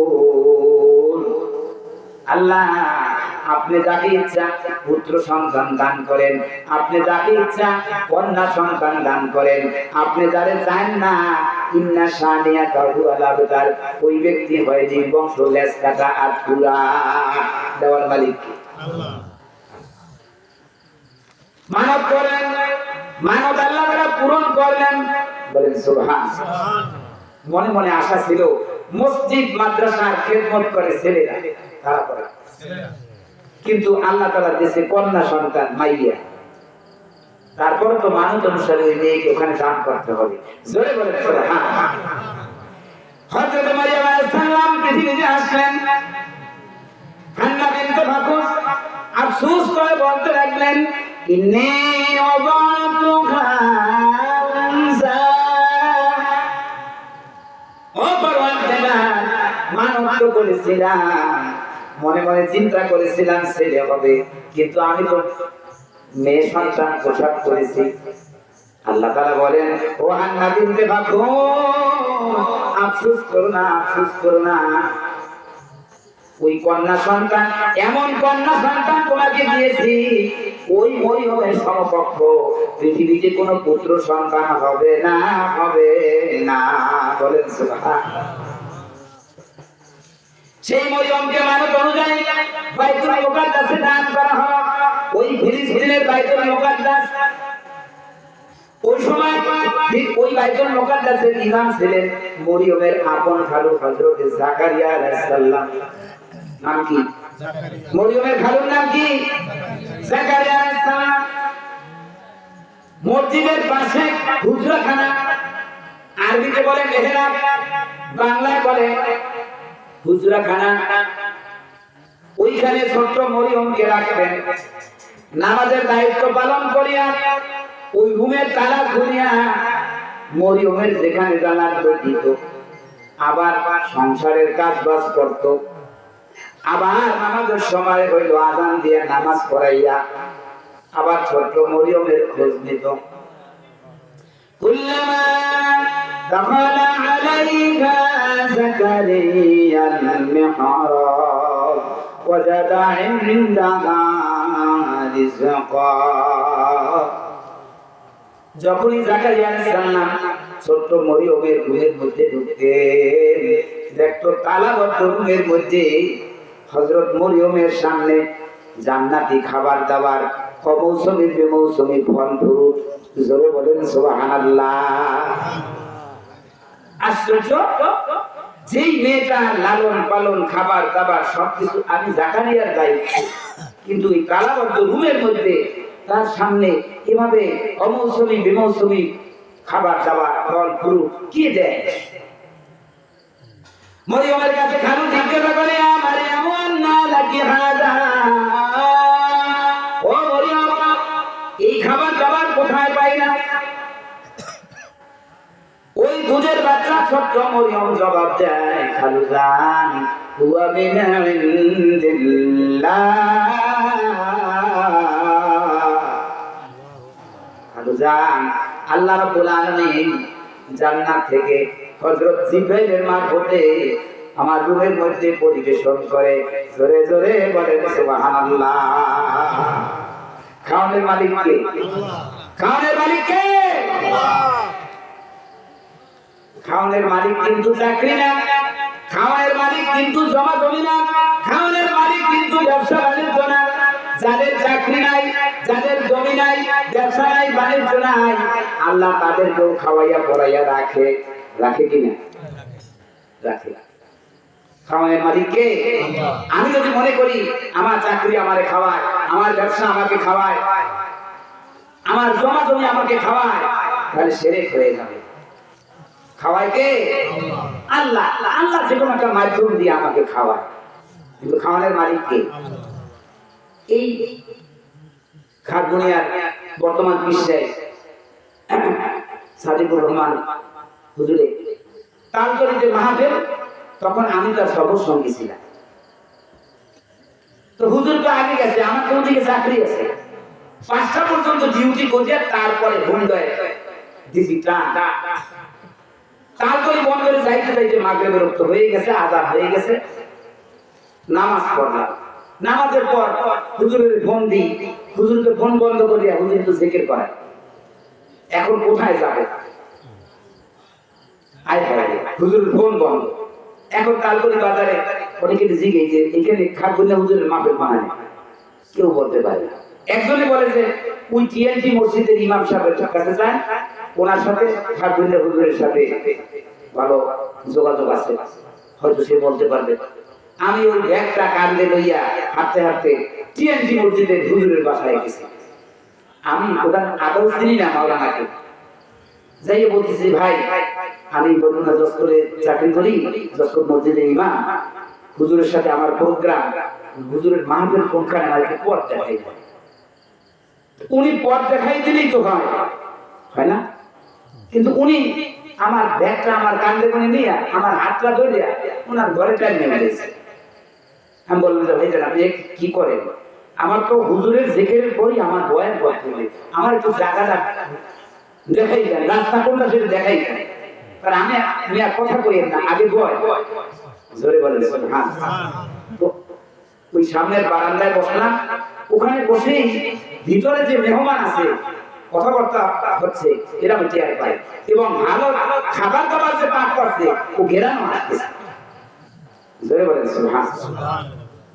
সবে মাত্র রোস্ট, পোলাও, গোস্ত এগুলো লাইনে উঠেছে, ধোয়া উঠতেছে, আমি আমার সামনে দিচ্ছে। আর কি ভাই না করলেন কি? আমার ব্যস্ততা, আমার জায়গা হুজুরের জিকিরের পরে আমার বয়ান করতে হবে, আমার হেড আমার দায় না, আগে খাইয়ে দাঁড়িয়ে। জোরে বলেন সুবহানাল্লাহ। তখন আমি শিক্ষা গ্রহণ করেছি, খাওয়ানোর মালিক কে? আমি পথ হারাবো, নিরুপায় হয়ে ইমাম সাহেবের বাসায় যাবো, এরপর জোরপূর্বক আমার ঘরে খাওয়াইবে। খাওয়াইছে কিনা? আদৌ সেই না জানে খাওয়ানোর মালিক কে? আল্লাহ আল্লাহ আল্লাহ। ইয়া মারইয়াম আন্না লাকি হাযা, ও মরিয়ম এই তালা বলতো হুজরা খানার মধ্যে তোমাকে আবার কে খাবার দেয়? ছোট্ট দুধের বাচ্চা মরিয়ম জবাব দেয়, খালুজান হুয়া মিন ইনদিল্লাহ, আল্লাহ রাব্বুল আলামিন জান্নাত থেকে জিবরাইলের মারফতে আমার কাছে পরিবেশন করে। জোরে জোরে বলেন সুবহানাল্লাহ। জাকারিয়া আলাইহিস সালাম মনে মনে চিন্তা করেন, যে আল্লাহ এই দুনিয়ায় থাকতে মরিয়মকে জান্নাতের খানা খাওয়াইয়া বড় করতে পারেন, ওই আল্লাহ তো আমাদের বুড়ো বয়সে সন্তান দিতে পারেন।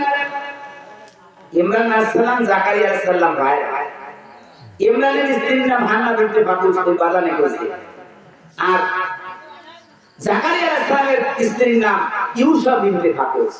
জোরে বলেন সুবহানাল্লাহ। ওই মহিলাও বাজা ছিল, তার কোনো সন্তান সন্ততি হইতো না। জাকারিয়া আলাইহিস সালাম চিন্তা করতেছেন, যে আল্লাহ এই হুজরা খানার মধ্যে জান্নাতের খানা খাওয়াইয়া মরিয়মকে বাঁচাইতে পারে, ওই আল্লাহর কাছে অসম্ভব কিছু নাই। ওই আল্লাহ ইচ্ছা করলে আমারও, আমি জাকারিয়াকেও বৃদ্ধ বয়সে সন্তান দিতে পারে। জোরে বলেন সুবহানাল্লাহ। ছোট্ট মরিয়মের কাছে যায় নামাজ বিছাইয়া নামাজ পড়িয়া আল্লাহ দরবারে দোয়া করতে লাগলেন। জোরে বলেন সুবহানাল্লাহ। লা ইলাহা ইল্লাল্লাহ, লা ইলাহা ইল্লাল্লাহ, লা ইলাহা ইল্লাল্লাহ, মুহাম্মাদুর রাসূলুল্লাহ। ভাইজান, সবচেয়ে বড় শিক্ষা, আল্লাহ রাসূল যখন কোনো বিপদে পড়তেন, যায় নামাজ বিছাইয়া নামাজ পড়িয়া আল্লাহর দরবারে বলতেন। আপনাদেরকে আমি এই অনুরোধ করে যাই, বিপদে পড়লে বিপদ দেওয়ার মালিক আল্লাহ, বিপদ থেকে উত্তরণের মালিক ও আল্লাহ। আপনি যায় নামাজ বিছাইয়া নামাজ পড়িয়া আল্লাহর কুদরতি পায়ে সিজদা দিয়া আল্লাহর দরবারে যান।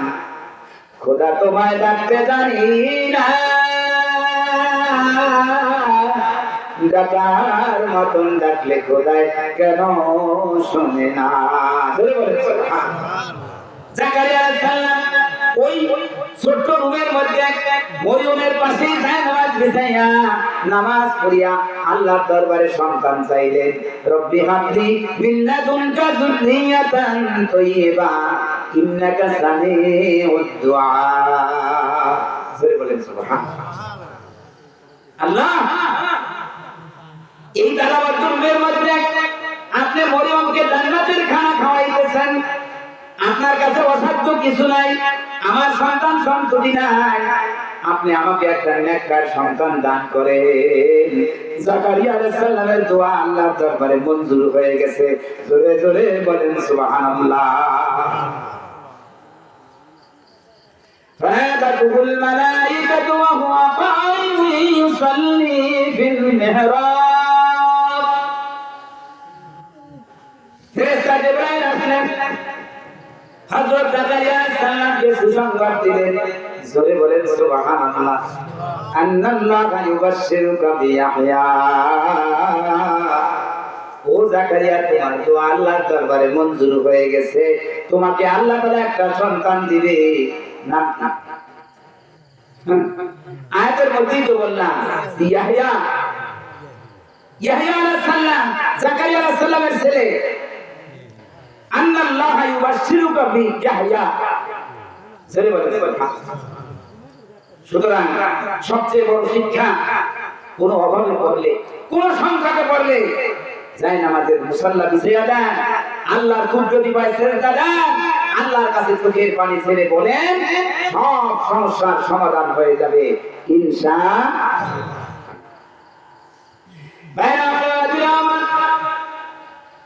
যে মেয়েটাকে আল্লাহ রাব্বুল আলামিন এই দুনিয়ায় থাকতে জান্নাতের খানা খাওয়াইয়া বড় করলেন, এই মেয়েটার ঈমানের একটা পরীক্ষা আছে কিনা।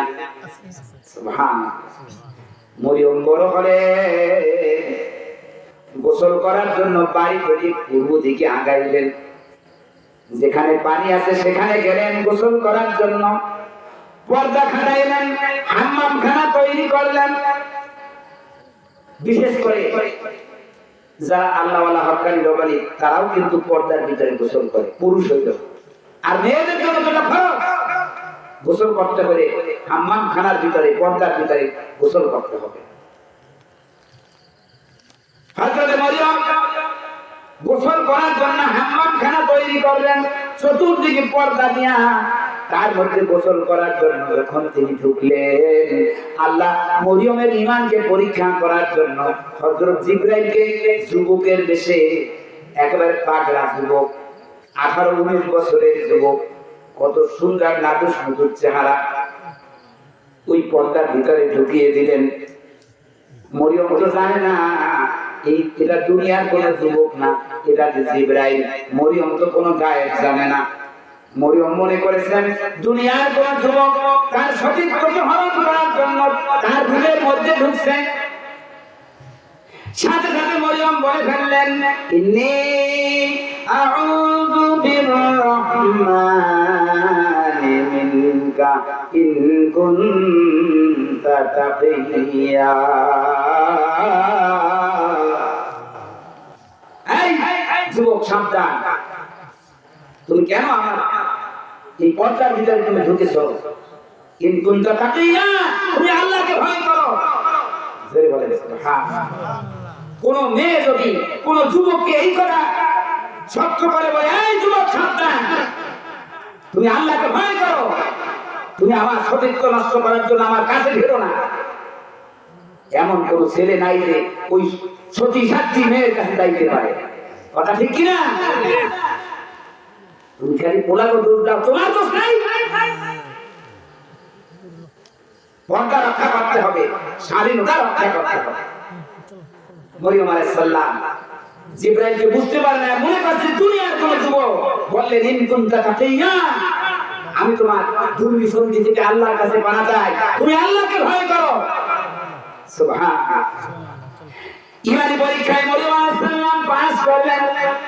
এইবারে জিবরাইল বললেন, ও মরিয়ম, তোমার চিন্তার কোনো কারণ নাই, আমি দুনিয়ার কোন যুবক না, তোমার ঈমানকে পরীক্ষা করার জন্য আমাকে পাঠিয়েছেন আমি জিবরাইল। কোনো চিন্তা করো না, তুমি সুসংবাদ নাও, তোমার কোনো বিয়ে বাবা লাগবে না। আল্লাহ তোমার পেটে একটা সন্তান দিবে, সে হবে ঈসা রূহুল্লাহ। প্রধান চার কিতাবে এক কিতাব যার উপরে নাযিল হয়েছে, তাওরাত, জাবুর, ইনজিল। ইনজিল কার উপরে নাযিল হয়েছে? ঈসা আলাইহিস সালামের উপরে। সে একজন নবী হবে।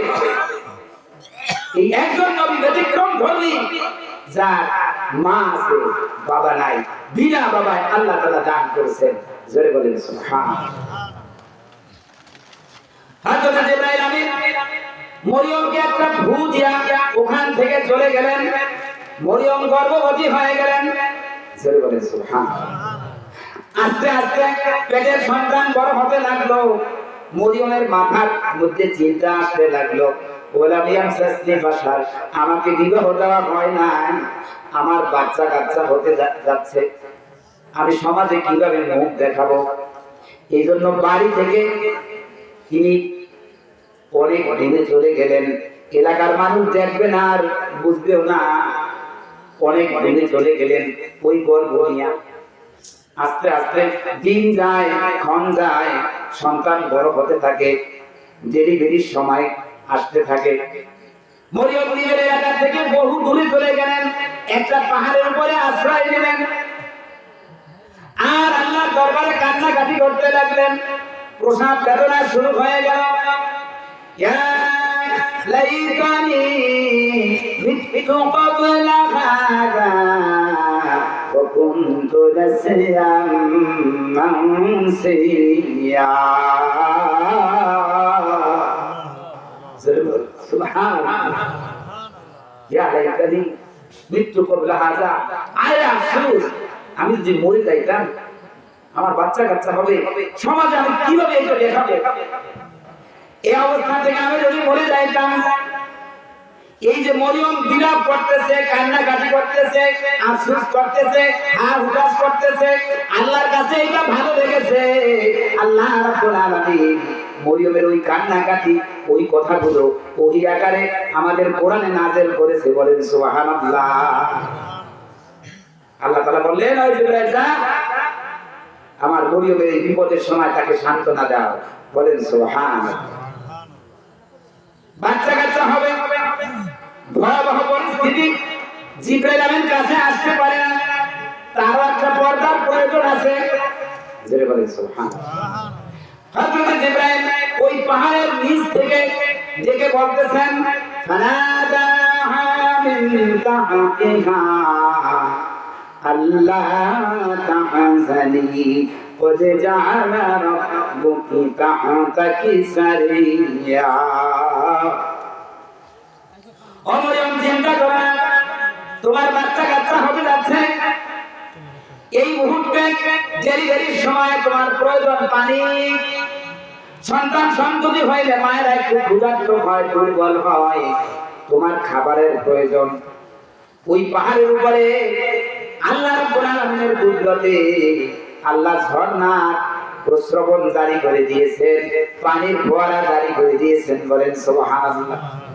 যেখানে সন্তান প্রসব করতেছেন ওখানে মরা খেজুর গাছে পরিপক্ক খেজুর দিয়েছেন আল্লাহ রাব্বুল আলামিন। বলেন সুবহানাল্লাহ। ফেরেশতা বললেন, আল্লাহ তাআজানি, ও মরিয়ম তুমি কোনো চিন্তা করিও না। কদ জাআলা রাব্বুকি তাহতাকি সারিয়া, আল্লাহর কুদরত জারি হয়ে গেছে, তোমার পায়ের কাছে নহর জারি হয়ে গেছে, স্রোতস্বিনী জারি হয়ে গেছে, পানির ফোয়ারা জারি হয়ে গেছে। ফাকুলি ওয়াশরাবি ওয়াকরি আইনা। ও মরিয়ম, ওই খেজুর গাছের কাঁদি ধরে একটু নাড়া দাও, পরিপক্ক খেজুর তোমার সামনে এসে হাজির হয়ে যাবে। খেজুর খাও, ওই ঝর্ণা থেকে পানি খাও। ও করলি আয়না, আমি তো তোমাকে একটা কলিজার টুকরা দিয়েছি, ঈসা রুহুল্লাহকে দিয়েছি। সন্তান দেখে তোমার চক্ষু জুড়াও, তুমি শান্ত হও। জোরে জোরে বলেন সুবহানাল্লাহ। ওই পাহাড়ের উপরে যেখানে পানি নাই, খাবার নাই, সেইখানে পানি খাবার দিয়েছেন কে? আল্লাহ। কুল্লুহু আল্লাহু আহাদ আল্লাহুস সামাদ।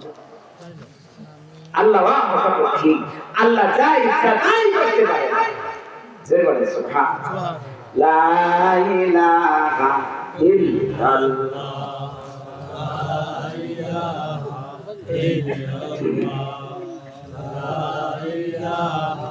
illallah, la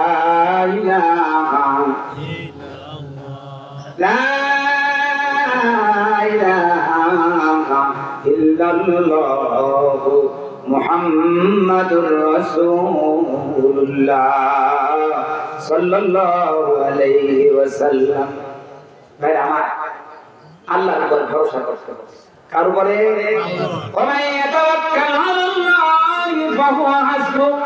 যে ব্যক্তি আল্লাহর উপর ভরসা করে সে জানিয়া রাখো আল্লাহই তার জন্য যথেষ্ট। জোরে জোরে বলেন সুবহানাল্লাহ।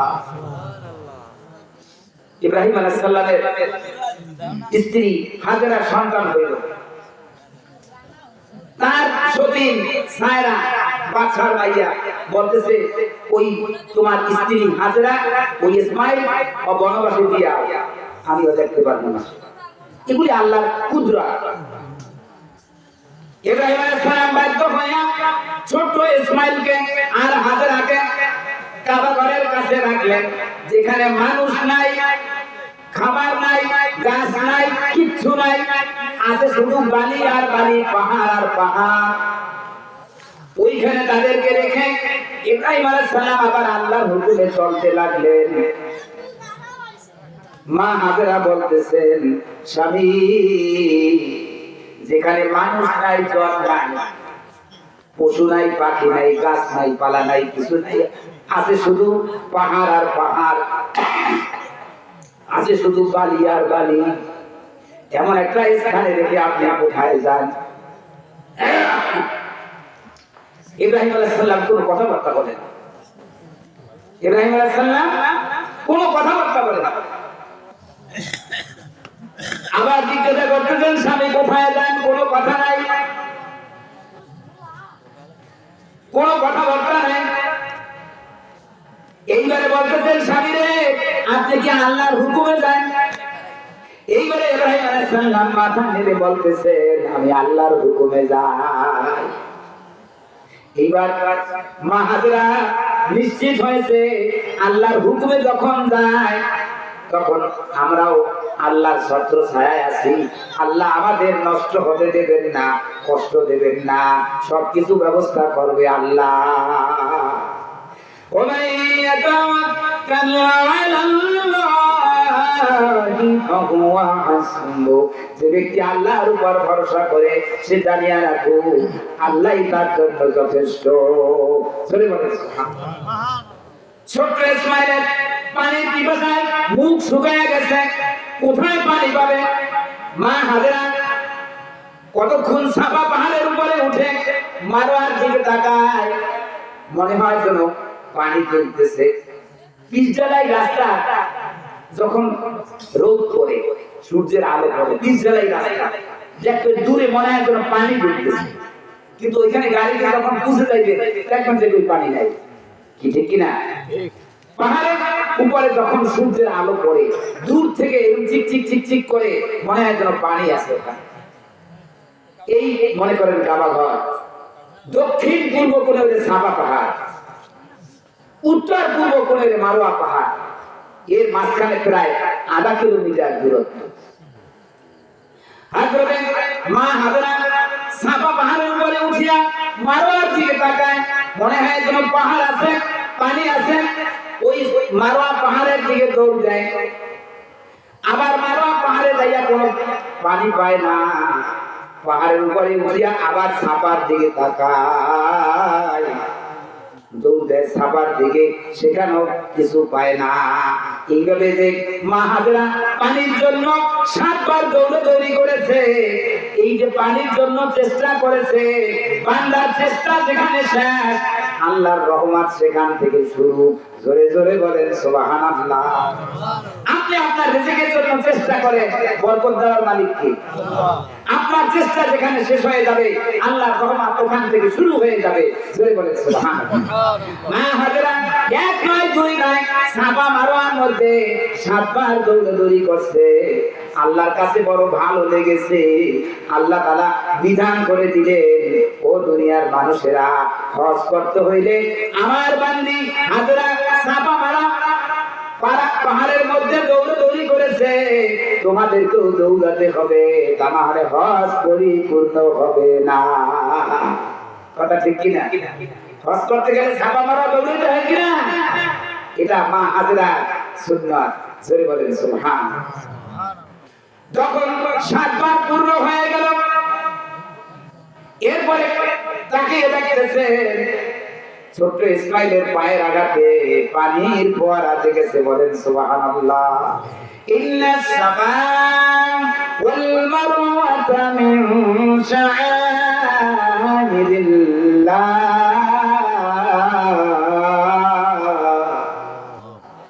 সাফা এবং মারওয়া এটা আল্লাহ তাআলার কুদরত, আল্লাহ তাআলার নিদর্শন। জোরে বলেন সুবহানাল্লাহ। আল্লাহু আকবার। সেই পানি ফোয়ারা উঠলো, মা হাজরা চতুর্দিকে বান্দা দিল আর বলল জমজম থাম থাম। জোরে বলেন সুবহানাল্লাহ। সেই হাজার হাজার বছর আগে এই জমজম কূপের সৃষ্টি করলেন কে? আল্লাহ। আল্লাহ আল্লাহুস সামাদ, আল্লাহ মুতাফাক্কি। যেখানে পানি নাই, গাছ নাই, খাবার নাই, কিচ্ছু নাই, সেখানে পানির ফোয়ারা উঠলো, চতুর্দিকে বান্দা দিয়ে বলল জমজম থাম থাম। জোরে বলেন সুবহানাল্লাহ। সুতরাং এই কুদরত আল্লাহ। ওইখানে জুরহুম নামক দূর থেকে এক গোত্র, তারা দেখলো যে ওইখানে পাখি উঠতেছে। বৈশাখ মাসে যখন প্রথম পানি উঠে, ওখানে উপরে পাখিরা আসে না, পাখি পড়ে, নতুন পানি উঠে পাখি পড়ে। তো জুরহুম নামক গোত্র ওরা দূর থেকে লক্ষ্য করলো ওই যে ওইখানে পাখি উঠতেছে, মনে হয় যেন পানি আছে। আসছে দেখলো যে হ্যাঁ পানি আছে, আর এই পানি গভর্নর পানির মালিক হচ্ছে মা হাজেরা। ধরে বলেন সুবহানাল্লাহ। আরব দেশে সবচেয়ে বেশি প্রয়োজনীয় জিনিস হচ্ছে পানি। পানি সচরাচর পাওয়া যায় না। ওই জুরহুম গোত্রের মানুষেরা বলল, মা হাজেরা, আমাদেরকে তুমি আল্লাহর রাস্তায় পানি দেবা, তুমি যা বলবা আমরা সেই কাজ করব, আমরা তোমার কাছে ঋণী হয়ে থাকবো। আস্তে আস্তে মক্কা শরীফে চতুর্দিকে মানুষজনের বসবাস গড়ে উঠতে পারেন। সুবহানাল্লাহ। খাবার দাবার কোনো কিছুর অভাব নাই। হযরত ইব্রাহিম আলাইহিস সালাম ওই শিশু পুত্র ইসমাঈল মা হাজেরাকে ওখানে রেখে যখন অনেক দূরে চলে গেল, চোখের আড়াল হয়ে গেল, তখন আল্লাহর দরবারে দোয়া করলেন। এর হাবেশার জানি, রব্বি ইন্নী আসকানতু মিন যুররিয়্যাতি বিওয়াদিন গায়রি যী যারইন ইনদাকা বাইতিকাল মুহাররাম। আল্লাহ, আপনার হুকুম পালনের জন্য আমার অবুঝ সন্তান, ছোট্ট বাচ্চা, আমার স্ত্রীকে আপনার ঘর বাইতুল্লাহর কাছে রেখে আসলাম। আল্লাহ, আপনি তাদেরকে খাবার দাবার দিয়ে প্রতিপালন করিয়ে। জোরে বলেন সুবহানাল্লাহ। রব্বি জাআল হাযাল বালাদা আমিনা। ও পরওয়ারদিগার, এই মক্কা নগরীকে আপনি নিরাপদ নগরী বানায়া দেন। আজকে মক্কা শরীফে কোনো কিছুর অভাব নাই। খাবার দাবার, পানি জানি যা কিছু বলেন না কেন, পৃথিবীর চতুর্দিক থেকে ওখানে প্রচুর খাবার আসে। যারা হজ করতে গেছে জিজ্ঞাসা করবে, কোন খাবার দাবারের কোনো অভাব নাই। এগুলি ইব্রাহিম আলাইহিস সালামের দোয়ার ফসল। জোরে বলেন সুবহানাল্লাহ। সুতরাং ওই মরুভূমিতে পানির ফোয়ারা দিয়েছেন কে? আল্লাহ। কুল হুয়াল্লাহু আহাদ আল্লাহুস সামাদ লাম ইয়ালিদ ওয়া লাম ইউলাদ ওয়া লাম ইয়াকুল লাহু কুফুয়ান আহাদ। সবচেয়ে বড় কথা হচ্ছে আমরা সবাই কবরের যাত্রী, ঠিক কি না? আমার বড় ভাই শাহজাহান মাস্টার আমাদের বাড়ির দরজায় হাই স্কুল, ওই স্কুলের তিনি হেডমাস্টার ছিলেন। দিব্যি সুস্থ মানুষটা বাড়ি থেকে রওনা দিয়া আর এক গ্রামে যাইতেছে। ওইখানে আবার ওনার মেজো ছেলে বিল্ডিং করতেছে। ওই বিল্ডিং দেখার জন্য, কাজ তদারকি করার জন্য যাইতেছে।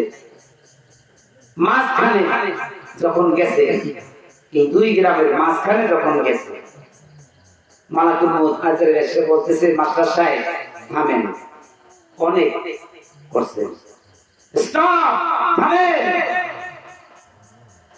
হঠাৎ করে ভাইজান অসুস্থ হয়ে পড়লেন। পাশের একটা বাড়িতে গিয়ে উঠলেন, বললেন, আমার একটা চেয়ার দে, আমার একটু পানি দে। চেয়ার আনা হলো, বসলো, পানি দিল, পানি খাইলো, আর জগতে নাই। তোমরা ফোন করে জানাইলাম, ও মাওলানা সাহেব, তাড়াতাড়ি অ্যাম্বুলেন্স নিয়ে আসেন, বর্গায় অসুস্থ হয়ে পড়েছে। আসলে তো বর্গায় নাই, বর্গায় আর নাই। এই জমিদারি, গাড়ি বাড়ি, মাঠ বাড়ি, পেট বাড়ি, কোনো কিছু থাকবে না। একদিন যেতেই, কথা ঠিক কিনা? यहाँ हम सब मुसाफिर हैं, कभी कबर ठिकाना है, कोई आगे रवाना है, कोई पीछे रवाना। এই দুনিয়ায় আমরা সবাই মুসাফির, সবাই ট্রাভেলার, সবাই ভ্রমিক। কেউ আগে আগে যাচ্ছে, কেউ পিছে পিছে যাচ্ছে, না যাইয়ার উপায় নাই। কথা ঠিক কিনা? মরণ থেকে পালাও তুমি, মরণ তোমায় লইবে কি? যদিও সুদূর আকাশ পানে লুকাও সেথায় লাগিয়েছি। এ মহারোগের ঔষধ নাই, এর কোনো চিকিৎসক নাই, নাই সে ঔষধ জগতে। খুদিয়া কাতর হইলে কি হবে, পারিবে না তারে ফিরাতে। খুদিয়া কাতর হইলে কি হবে,